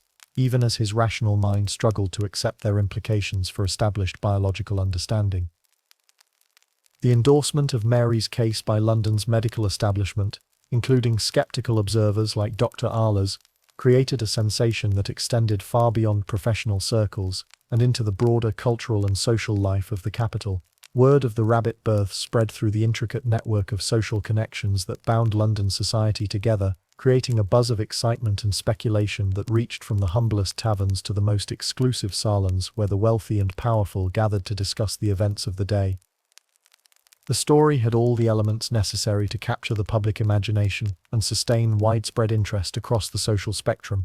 Medical mystery that challenged established knowledge, scientific controversy that engaged the intellectual elite, and the fascinating spectacle of a simple country woman confounding the learned experts of the capital through phenomena that seemed to transcend the normal boundaries of natural law. The coffee houses of London became centres of intense debate about Mary's case, serving as informal forums for intellectual discourse, where men from different walks of life could gather to discuss the implications of her extraordinary story. These establishments, which had emerged as crucial institutions in the social and intellectual life of the capital, buzzed with discussions about the biological mechanisms that might explain her condition, the reliability of medical testimony, and the broader questions about natural law that her case seemed to raise. The debates that raged in these coffee houses reflected the diverse perspectives and intellectual frameworks that characterized London's educated classes. Natural philosophers debated the biological mechanisms that might explain Mary's condition, drawing upon the latest theories about reproduction and development, while struggling to accommodate phenomena that seemed to violate fundamental principles of mammalian biology. Theologians considered the religious significance of such apparent violations of natural law, debating whether Mary's condition represented divine intervention, demonic influence, or simply a previously unknown aspect of God's creation that challenged human understanding without necessarily contradicting religious truth. These discussions revealed the complex relationship between scientific knowledge and religious belief that characterized early 18th century intellectual life. Skeptics argued that the entire affair was nothing more than an elaborate hoax designed to exploit the gullibility of the educated classes, pointing to the practical difficulties of maintaining such a deception and the obvious motives that might drive a poor woman to attempt such a fraud.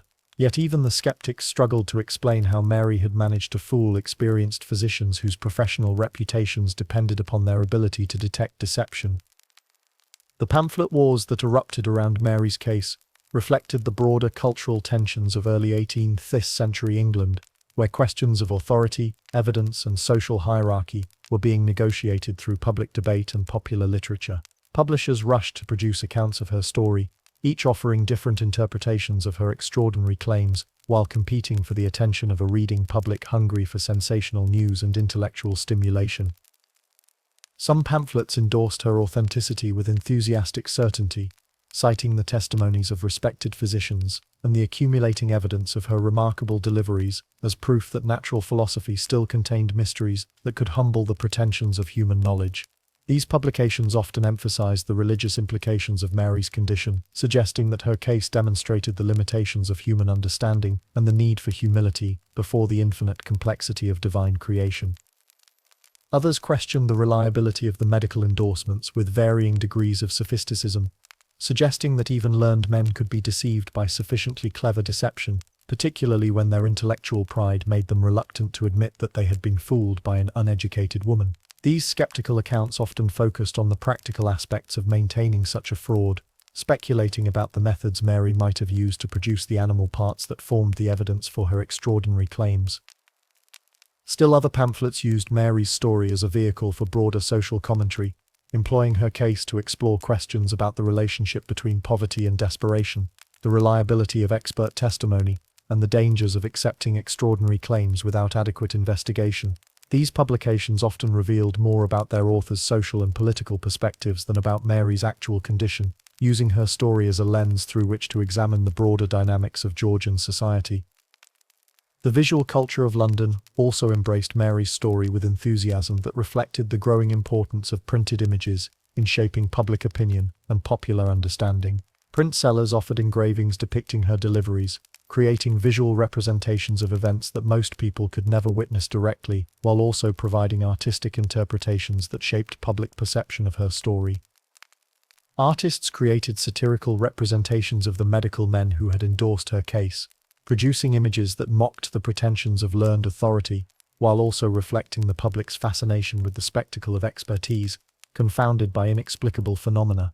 These satirical prints often revealed as much about contemporary attitudes toward medical authority as they did about Mary's specific case. Popular broadsheets carried crude but effective illustrations of the rabbit births, making Mary's story accessible to audiences who might not have access to the learned debates taking place in more exclusive venues. These images served to democratize her story, ensuring that even the illiterate could participate in the popular fascination with her extraordinary condition. The attention of London's elite was perhaps the most significant development in Mary's story, representing a level of social recognition that could have provided permanent escape from the poverty that had driven her to attempt such an elaborate deception. Members of the aristocracy, court officials, and other figures of social prominence began to take interest in her case, drawn by a combination of genuine intellectual curiosity and the fashionable appeal of scientific novelty that characterized aristocratic culture. The social dynamics surrounding Mary's case also reflected the complex relationship between different forms of authority in Georgian England, where medical expertise, social position, and political influence intersected in ways that could either support or undermine claims to knowledge and credibility. The endorsement of her case by medical authorities provided the foundation for broader social acceptance, but that acceptance remained contingent upon the continued support of figures whose power extended far beyond the realm of professional medicine.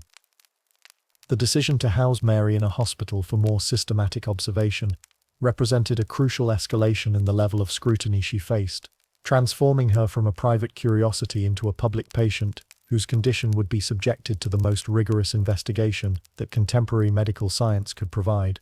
The medical authorities, while still convinced of her authenticity, recognized that her case demanded the most systematic documentation possible if it were to establish new understanding of biological possibility.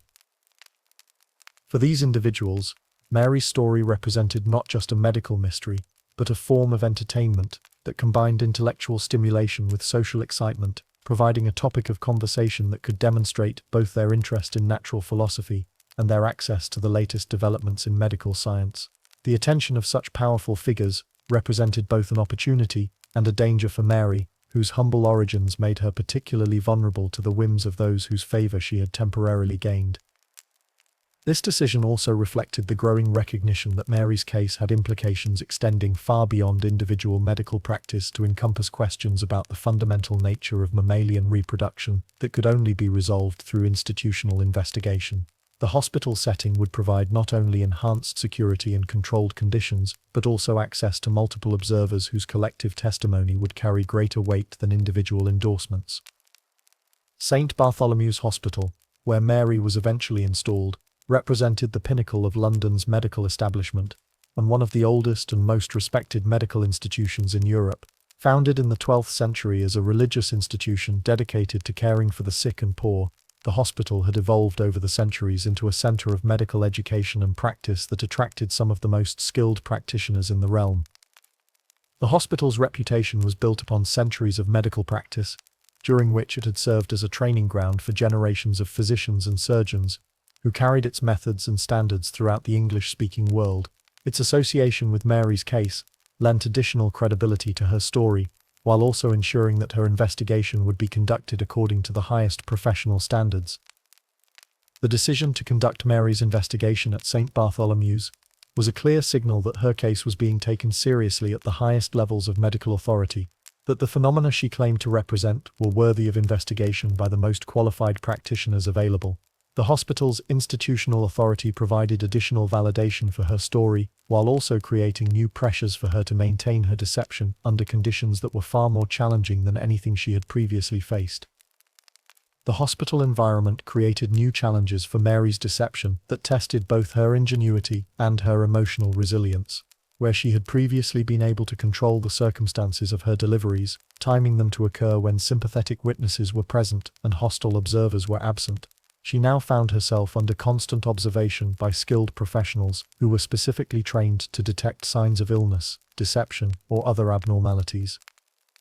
The informal setting of her cottage in Godalming, where familiar surroundings and supportive neighbours had helped to create an atmosphere favourable to her fraud, had been replaced by the sterile, systematic environment of institutional medical practice. Every aspect of her daily routine was now subject to professional oversight, while her physical condition was monitored with a precision that left little opportunity for the kind of manipulation that had sustained her deception in its earlier phases.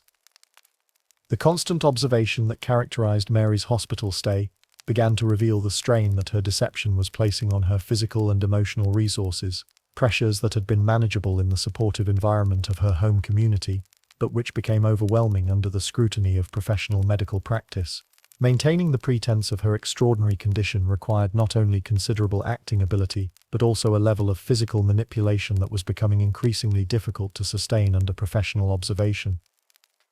The stress of performance, combined with the isolation from her familiar environment and the growing pressure to produce increasingly spectacular evidence of her condition, began to take its toll on her ability to maintain the consistency of her deception. The enthusiasm and energy that had characterized her early performances gave way to signs of strain and fatigue that professional observers were trained to recognize as potential indicators of either genuine illness or fraudulent performance. Where her earlier performances had been marked by apparent spontaneity and natural progression that convinced even skeptical observers, her hospital deliveries began to show signs of artificiality and strain that suggested careful planning rather than biological inevitability. The timing of her labor pains became more predictable, the progression of her symptoms more mechanical, and her responses to examination less convincing to observers who had seen genuine medical phenomena. It was during this period of intensified observation that the first serious cracks began to appear in Mary's story, subtle inconsistencies that individually might have been dismissed, but which collectively suggested that something was amiss with her extraordinary condition. The hospital staff, trained to notice subtle changes in their patients' conditions and behavior, began to observe variations in her symptoms and performance that raised questions about the authenticity of her claimed biological phenomena. The medical staff's growing suspicions were compounded by practical considerations that had not been present in the more informal settings of her earlier performances, logistical challenges that exposed the artificial nature of her condition while also limiting her ability to maintain the deception. The hospital environment made it more difficult for Mary to access the animal parts necessary for her performances, while the constant supervision made it nearly impossible for her to manipulate her condition without detection by trained observers. The very factors that had been arranged to validate her claims were beginning to expose their fraudulent nature, creating a paradox in which the more systematic the investigation became, the more obvious the deception appeared to trained observers. The controlled conditions that were supposed to provide definitive proof of her extraordinary condition were instead revealing the careful planning and external assistance that had made her fraud possible. The first direct evidence of Mary's deception came through the vigilance of the hospital's support staff, whose duties required them to maintain awareness of all activities within the institution during both day and night hours. A porter, making his rounds through the hospital in the early hours of the morning, when most patients were asleep and the professional staff was occupied with emergency cases, noticed unusual activity in the vicinity of Mary's room that seemed inconsistent with normal patient behavior. His observations, initially dismissed as the product of an overactive imagination or misunderstanding of normal hospital routines, would prove to be the key to unraveling the entire elaborate fraud that had captivated London society and humiliated some of the most respected medical men in the realm.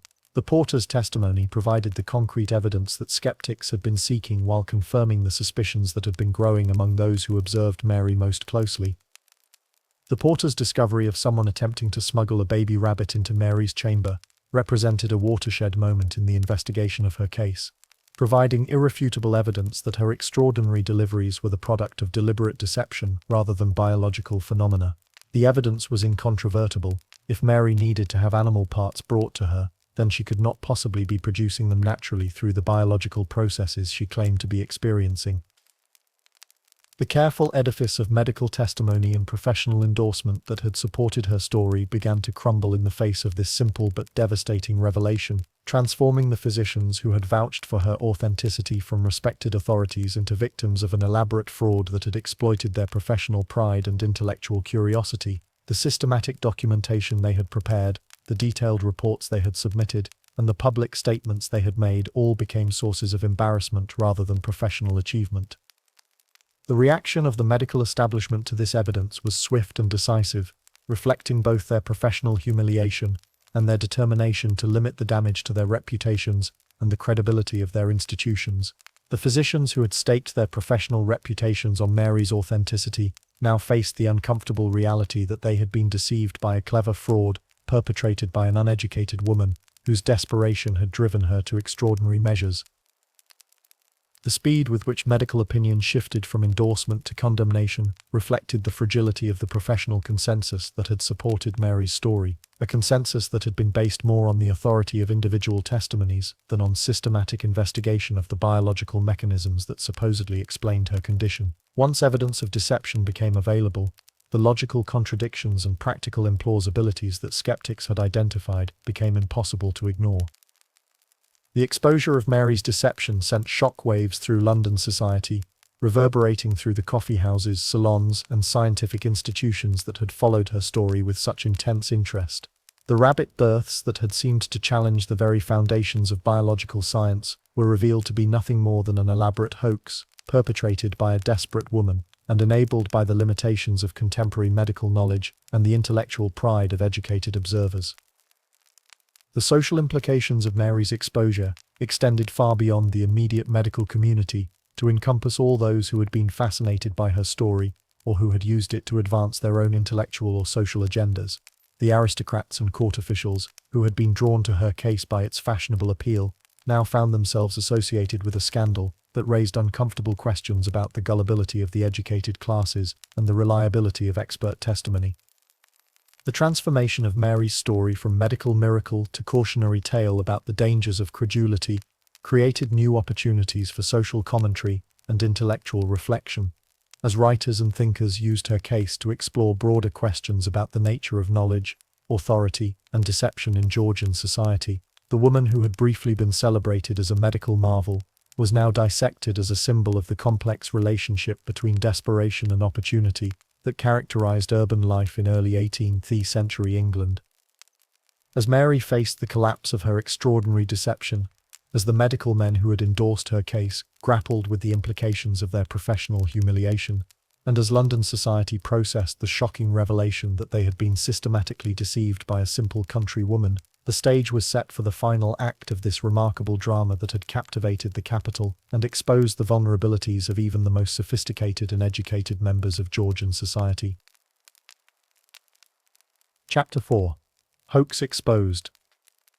The winter morning when Mary Toft's carefully constructed deception finally collapsed dawned grey and cold over London, as if the very heavens reflected the sombre mood that would soon settle over the capital's medical establishment like a funeral shroud. The sky hung low and leaden, promising snow that would blanket the city in silence, muffling the usual sounds of commerce and conversation that characterized the great metropolis during its waking hours. In the sterile corridors of St. Bartholomew's Hospital, where Mary had been installed as a medical marvel worthy of the most careful observation, where learned physicians had gathered to witness phenomena that seemed to challenge the very foundations of biological understanding, the evidence of her fraud lay exposed like a wound that could no longer be concealed, no longer explained away by the creative interpretations that had sustained her deception through its most successful phases. The baby rabbit that had been discovered in the possession of the hospital porter was more than mere evidence. It was the key that would unlock the entire elaborate structure of lies that had captivated a nation, that had drawn the attention of royal physicians and common citizens alike, that had transformed an obscure peasant woman into one of the most famous figures in England. The small, vulnerable creature represented the collapse of an edifice built upon desperation, maintained through ingenuity, and ultimately destroyed by the inexorable pressure of systematic observation. The discovery had occurred in the early hours of the morning, when the hospital was at its quietest, when most patients slept, and the skeleton staff of night attendants moved through their routines with the quiet efficiency of those accustomed to working in the spaces between day and night. The porter, whose duties required him to maintain awareness of all activities within the institution, had noticed unusual movement near Mary's quarters, behavior that seemed inconsistent with normal patient rest and medical routine. His investigation had revealed someone attempting to deliver what appeared to be a live rabbit to Mary's chamber, a discovery that immediately raised questions about the authenticity of her extraordinary condition. If Mary required external sources for the animal parts that formed the evidence of her impossible births, then the entire foundation of her medical claims was built upon deception rather than biological reality. The confrontation between Mary and her medical sponsors was inevitable, but when it came, it carried with it the weight of professional humiliation and personal betrayal that would reverberate through London society for months to come, destroying reputations that had taken decades to build and calling into question the reliability of expert testimony in an age when professional authority was becoming increasingly important to social and political stability. Dr. Nathaniel St. Andre, the royal surgeon who had staked his considerable reputation on Mary's authenticity, who had provided the professional endorsement that had elevated her case from provincial curiosity to national sensation, found himself in the impossible position of having to acknowledge that his careful observations and professional endorsements had been built upon nothing more substantial than an elaborate fraud perpetrated by a desperate peasant woman whose cunning had exceeded his professional skepticism. The royal surgeon's position made his involvement in the scandal particularly damaging, not only to his personal reputation, but to the broader credibility of medical authority in Georgian England. His appointment to the royal household represented the pinnacle of professional achievement, a recognition of expertise that carried implications far beyond individual practice to encompass the reliability of medical knowledge itself. Saint Andre's humiliation was compounded by the public nature of his endorsement of Mary's case, the detailed reports he had prepared, the professional statements he had made, and the authority he had lent to claims that now appeared obviously fraudulent in retrospect. The systematic documentation that he had viewed as evidence of his thoroughness and professional rigor now became a record of his gullibility and professional failure. The initial response of the medical establishment to the discovery of the smuggled rabbit was one of stunned disbelief, a psychological reaction that reflected not only professional embarrassment, but also a fundamental challenge to their understanding of their own expertise and reliability. These were learned men who had devoted their careers to understanding the human body, who prided themselves on their ability to distinguish between genuine medical phenomena and elaborate deceptions, who had built their professional identities upon the assumption that training and experience provided reliable protection against fraud and error. The revelation that they had been systematically deceived by someone they considered their social and intellectual inferior was more than professionally embarrassing. It was a fundamental challenge to the hierarchical assumptions that governed Georgian society, where education, social position, and professional training were supposed to provide reliable guides to truth and reliability. The idea that an uneducated peasant woman could fool the most learned physicians in the realm called into question the entire structure of expertise and authority upon which educated society depended. The medical community's response revealed the complex psychology of professional pride and intellectual investment that had made Mary's deception possible in the first place. The very factors that had encouraged physicians to endorse her extraordinary claims, their confidence in their own abilities, their desire to be associated with groundbreaking discoveries, their reluctance to admit uncertainty or ignorance, now made it difficult for them to acknowledge the extent to which they had been deceived. Mary's reaction to the discovery was at first one of desperate denial, a psychological response that reflected both her investment in the deception and her terror at the prospect of its consequences. She had lived with her fraud for so long, had seen it elevated to such heights of public attention and professional endorsement, that the prospect of its exposure seemed almost unthinkable, a catastrophe that would destroy not only her current circumstances, but any hope of future security or respectability. The woman who had briefly enjoyed the intoxicating experience of being the center of attention, of being consulted by learned men, and visited by persons of quality, of being treated with a respect and consideration that her humble origins had never before commanded, was not prepared to surrender easily the extraordinary position that her fraud had created. The psychological investment in her deception had grown with each successful performance, each medical endorsement, each demonstration that her impossible claims could command serious attention from the most educated and powerful members of society. Mary's initial denials were characterized by the same ingenuity that had sustained her deception through its most successful phases, as she attempted to explain away the evidence of fraud through creative reinterpretation and alternative explanations. She suggested that the rabbit had been planted by enemies seeking to discredit her, that the porter had been mistaken about what he had observed, that the entire discovery was part of a conspiracy designed to destroy her credibility and the revolutionary medical understanding that her case represented. But the evidence was overwhelming and undeniable, accumulating with a weight that made continued denial increasingly futile and transparently desperate. The rabbit that had been intercepted on its way to Mary's chamber was young, healthy, and clearly intended to be used in one of her staged deliveries, its condition and characteristics entirely consistent with the specimens that had emerged from her body during her documented births. The porter's testimony about the suspicious behavior he had observed provided a clear and coherent account of how the deception had been maintained, describing a system of external assistance that explained the regular supply of animal parts that had mystified medical observers. His account was detailed, specific, and corroborated by physical evidence that made alternative explanations increasingly implausible. Most damaging of all, the hospital's systematic observation had revealed inconsistencies in Mary's condition that, once viewed with suspicion rather than wonder, pointed clearly toward deliberate manipulation rather than genuine biological phenomena. The careful documentation that had been intended to validate her claims now provided evidence of the artificial and calculated nature of her performances.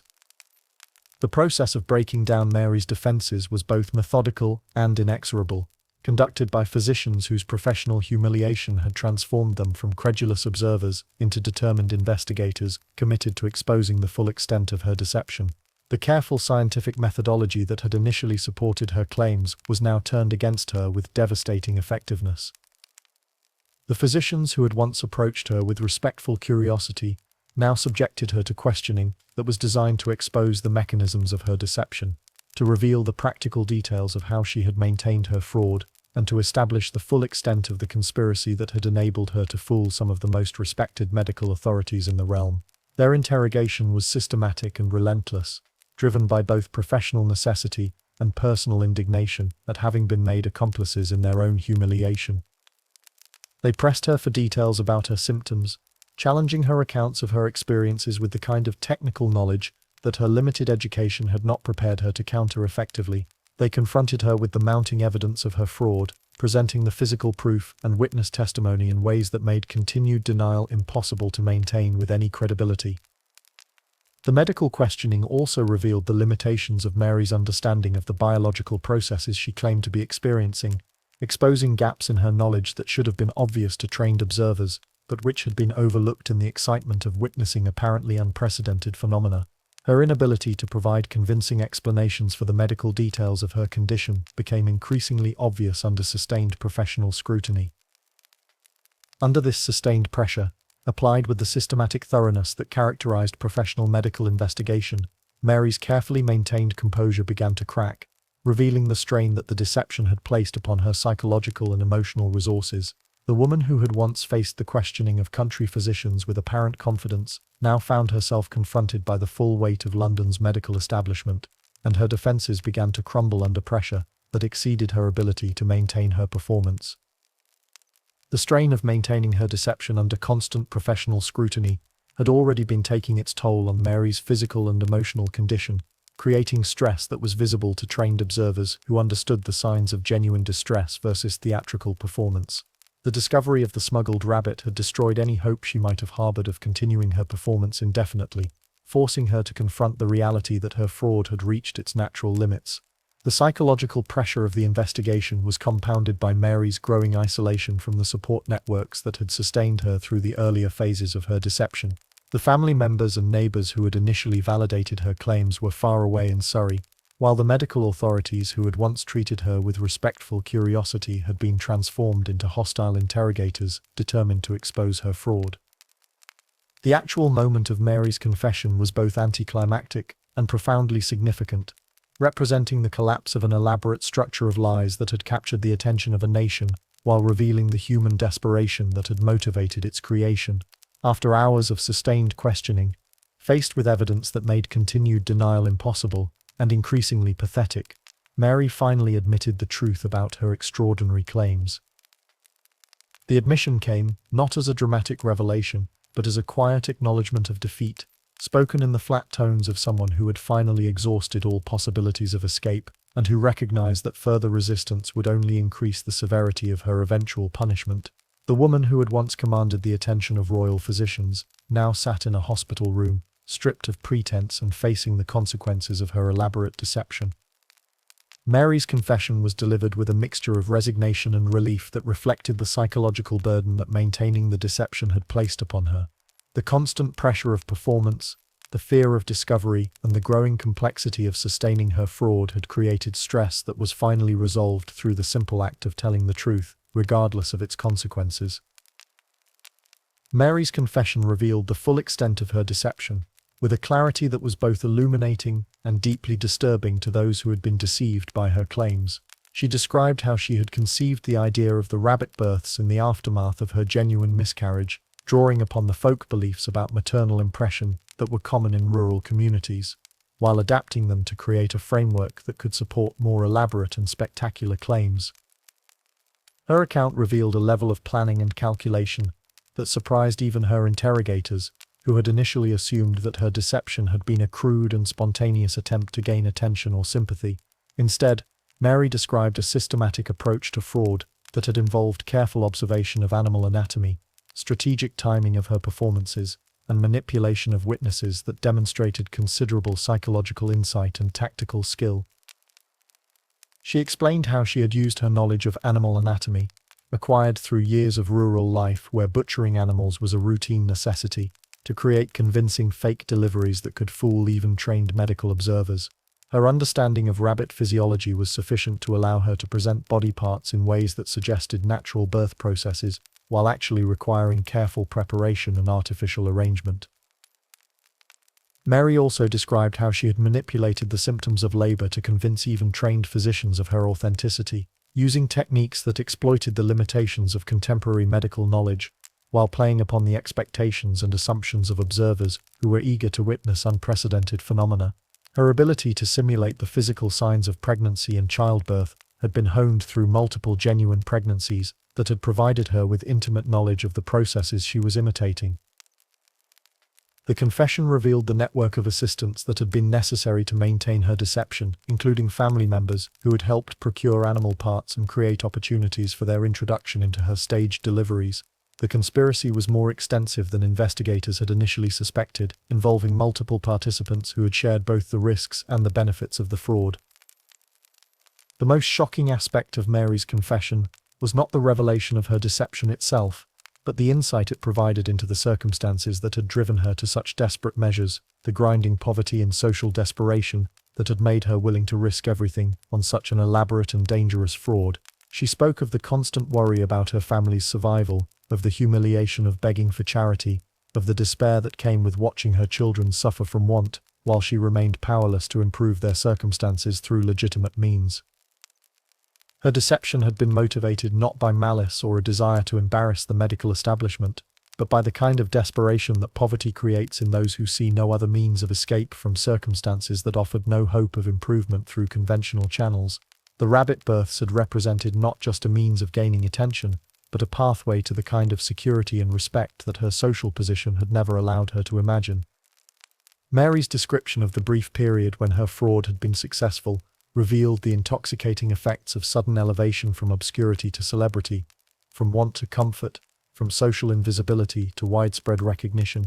The experience of being treated with respect by educated men, of having her words taken seriously by authorities, of living without the constant anxiety about basic survival, had provided a glimpse of possibilities that made the risks of continued deception seem worthwhile. The immediate consequences of Mary's confession were swift and severe, reflecting both the legal requirements of dealing with fraud and the social need to demonstrate that deception of such magnitude could not be tolerated without serious consequences. The woman who had briefly been celebrated as a medical marvel was now facing the full weight of legal and social retribution that Georgian society reserved for those who dared to deceive their social superiors, particularly when that deception had involved such public humiliation of respected authorities.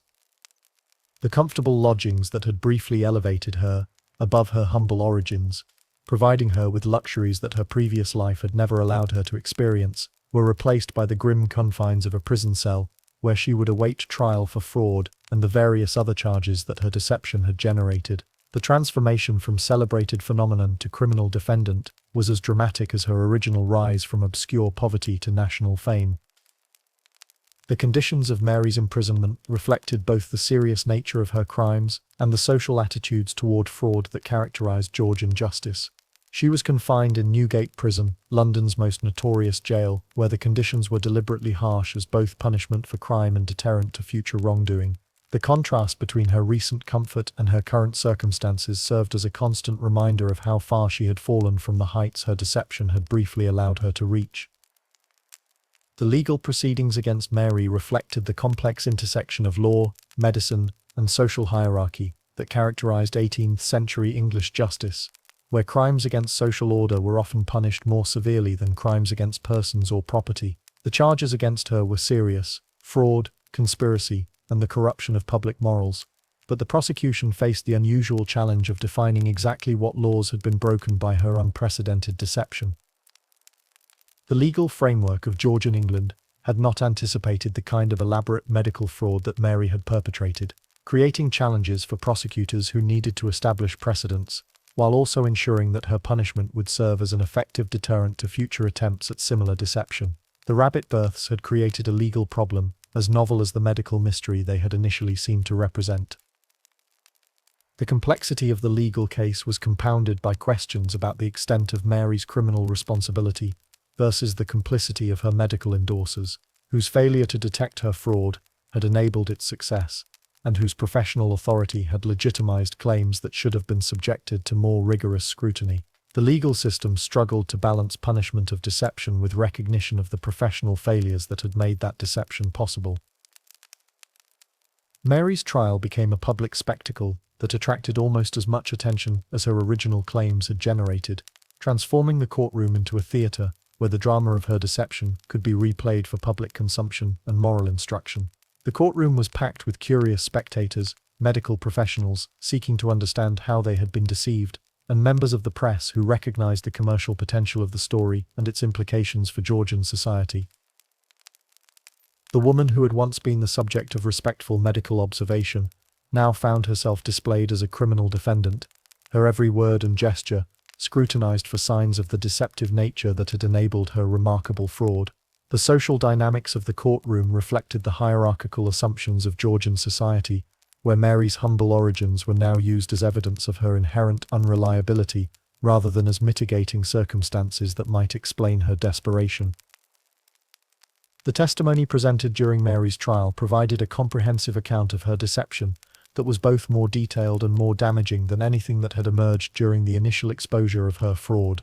Witnesses described the elaborate preparations necessary for her fake deliveries, the network of accomplices who had helped maintain her deception, and the systematic nature of the lies that had supported her claims over a period of months. The picture that emerged from the trial testimony was of a deception that was far more sophisticated and premeditated than the desperate expedient it had initially appeared to be, revealing a level of planning and calculation that challenged assumptions about the intellectual capabilities of uneducated rural women. Mary's fraud had required not only considerable acting ability, but also strategic thinking, psychological insight, and organizational skills that her social background might not have been expected to provide. The medical testimony presented at Mary's trial was particularly significant, not only for its role in establishing her guilt, but also for its implications for the future of medical practice and the credibility of professional authority. The physicians who had endorsed her case were forced to provide detailed accounts of their observations and conclusions, subjecting their professional methods to a level of public scrutiny that was both unprecedented and deeply uncomfortable. Their testimony revealed the limitations of contemporary medical knowledge and the dangerous intersection of professional authority and human fallibility that Mary's case had exposed. The systematic nature of their failure to detect her deception raised questions about the reliability of medical expertise that would influence the development of more rigorous investigative methods in future medical practice. The cross-examination of the medical witnesses was particularly revealing, as defense attorneys attempted to shift responsibility for the fraud from Mary to the physicians, whose professional endorsements had legitimized her claims. This strategy highlighted the extent to which Mary's success had depended upon the credibility lent to her story by respected medical authorities, suggesting that her individual deception was part of a larger system of professional and social relationships that had made such fraud possible. The verdict in Mary's case was never in doubt once her confession had been entered into evidence, but the sentencing phase of the trial provided an opportunity for broader reflection on the social and moral implications of her deception. She was found guilty of fraud and sentenced to a period of imprisonment that, while not as severe as some had demanded, was sufficient to demonstrate society's disapproval of her actions, while also serving as a deterrent to future attempts at similar deception. The sentence was accompanied by a public condemnation that emphasized the seriousness of her crimes and the damage they had done to public trust in medical authority, institutional expertise, and the social hierarchies that depended upon the reliable identification of truth and falsehood. The judge's comments reflected the broader anxiety that Mary's case had created about the stability of knowledge and authority in Georgian society. But Mary's individual fate was perhaps less significant than the broader implications of her case for English society, which had been forced to confront uncomfortable truths about the gullibility of the educated classes, the limitations of professional expertise, and the dangerous appeal of sensational claims in an era of rapid social and intellectual change. The story had become a cautionary tale about the perils of accepting extraordinary claims without sufficient evidence, regardless of the professional credentials of those who endorsed them. The impact of Mary's exposure on the medical establishment was particularly profound and lasting, creating a crisis of confidence that would influence medical practice for generations to come. The physicians who had endorsed her case found their professional reputations severely damaged, their judgment questioned by colleagues and patients alike, and their authority undermined in ways that extended far beyond the immediate circumstances of their involvement with her deception. Dr. Nathaniel Saintway, Andre, in particular, never fully recovered from the humiliation of having staked his considerable reputation on what proved to be an elaborate fraud. His career effectively ended by his association with the rabbit births, despite his previous achievements and continuing technical competence. The royal surgeon became a cautionary example of the dangers of professional overconfidence and the vulnerability of even the most distinguished practitioners to clever deception. The broader medical community responded to the crisis by developing more rigorous standards for evaluating extraordinary claims, establishing procedures for independent verification of unusual phenomena, and creating institutional safeguards against the kind of professional consensus that had supported Mary's fraud. The rabbit births became a standard case study in medical education, used to illustrate the importance of systematic skepticism and methodical investigation. The satirical response to Mary's case was immediate and merciless, reflecting both the public's fascination with the spectacle of authority confounded and their need to process the implications of the deception through humor and artistic representation. The London print shops filled with caricatures depicting the learned physicians who had been deceived by a simple countrywoman, images that captured both the absurdity of the situation and the social tensions it had revealed. William Hogarth, the era's most celebrated satirical artist, created a series of prints that immortalized the absurdity of the situation, showing dignified medical men delivering rabbits while Mary looked on with barely concealed satisfaction. These images became enduring symbols of professional pomposity, brought low by rustic cunning, capturing the social dynamics of the case in ways that written accounts could not match. The visual satire surrounding Mary's case served multiple social functions, providing both entertainment and moral instruction, while also creating space for criticism of authority that might otherwise have been difficult to express directly.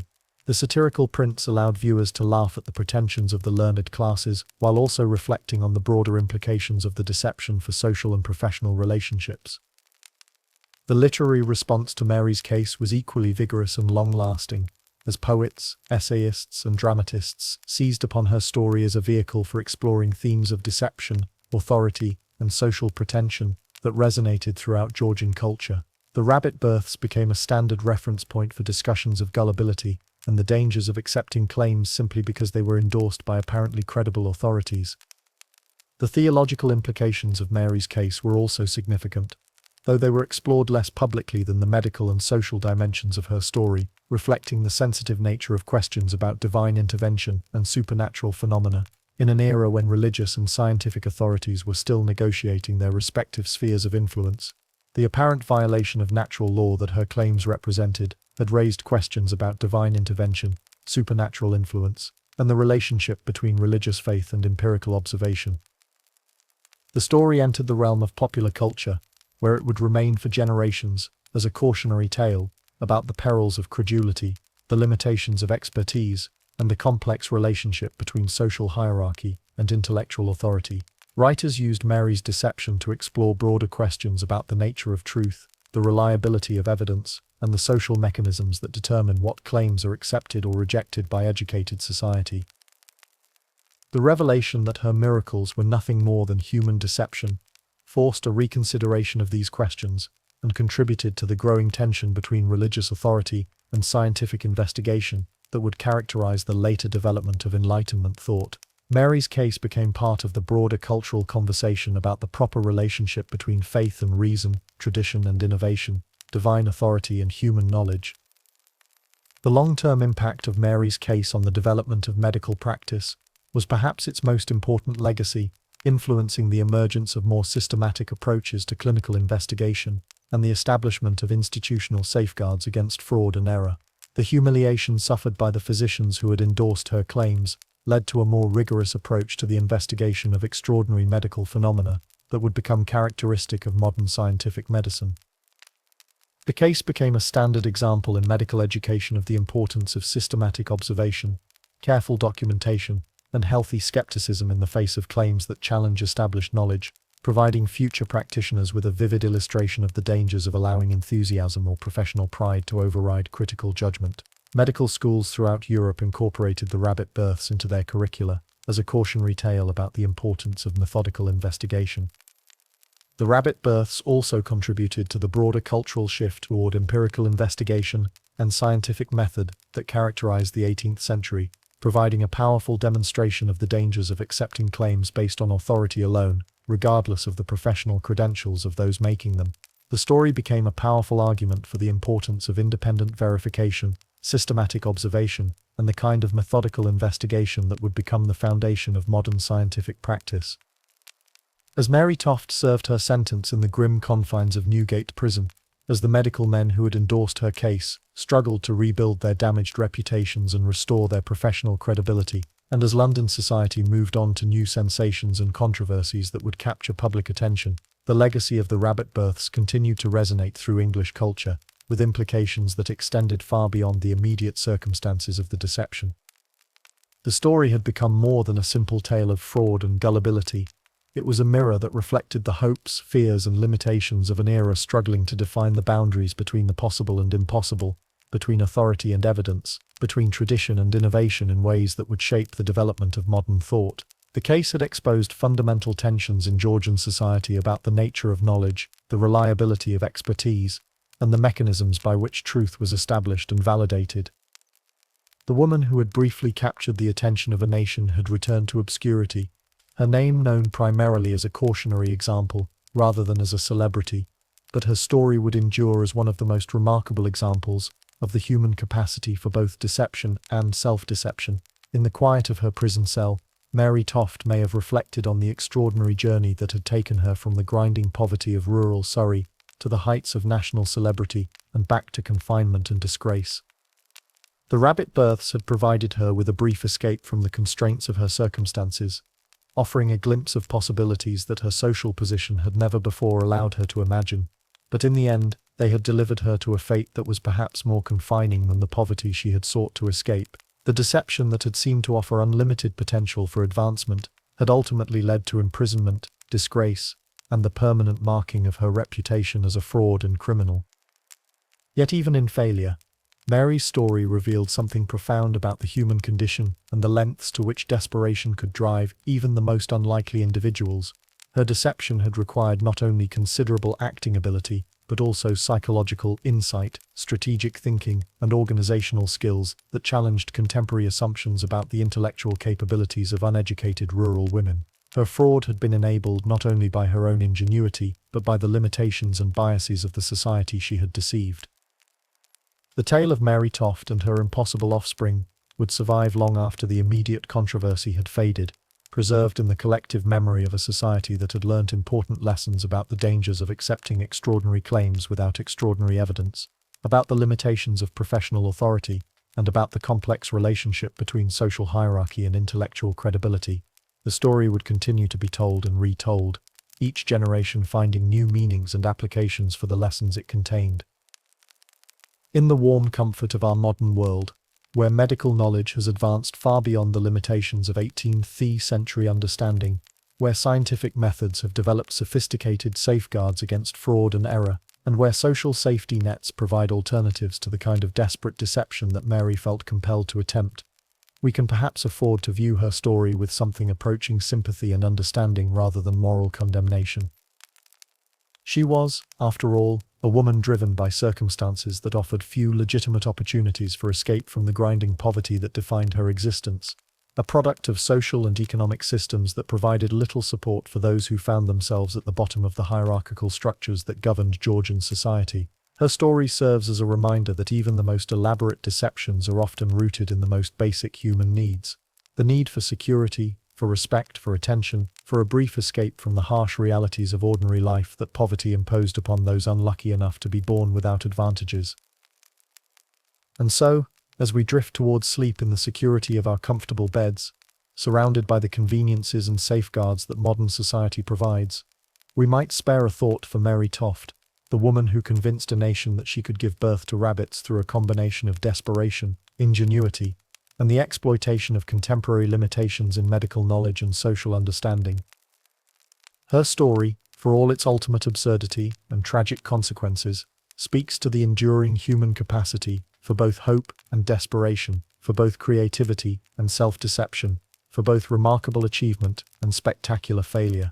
In the end, perhaps that is the most fitting legacy of the rabbit births of Godalming, not simply as a cautionary tale about the dangers of gullibility and the importance of scientific skepticism, but as a reminder of the extraordinary lengths to which ordinary people will go when driven by circumstances beyond their control, and of the complex ways in which individual desperation intersects with social systems to create possibilities for both triumph and tragedy that none of the participants could have anticipated or controlled.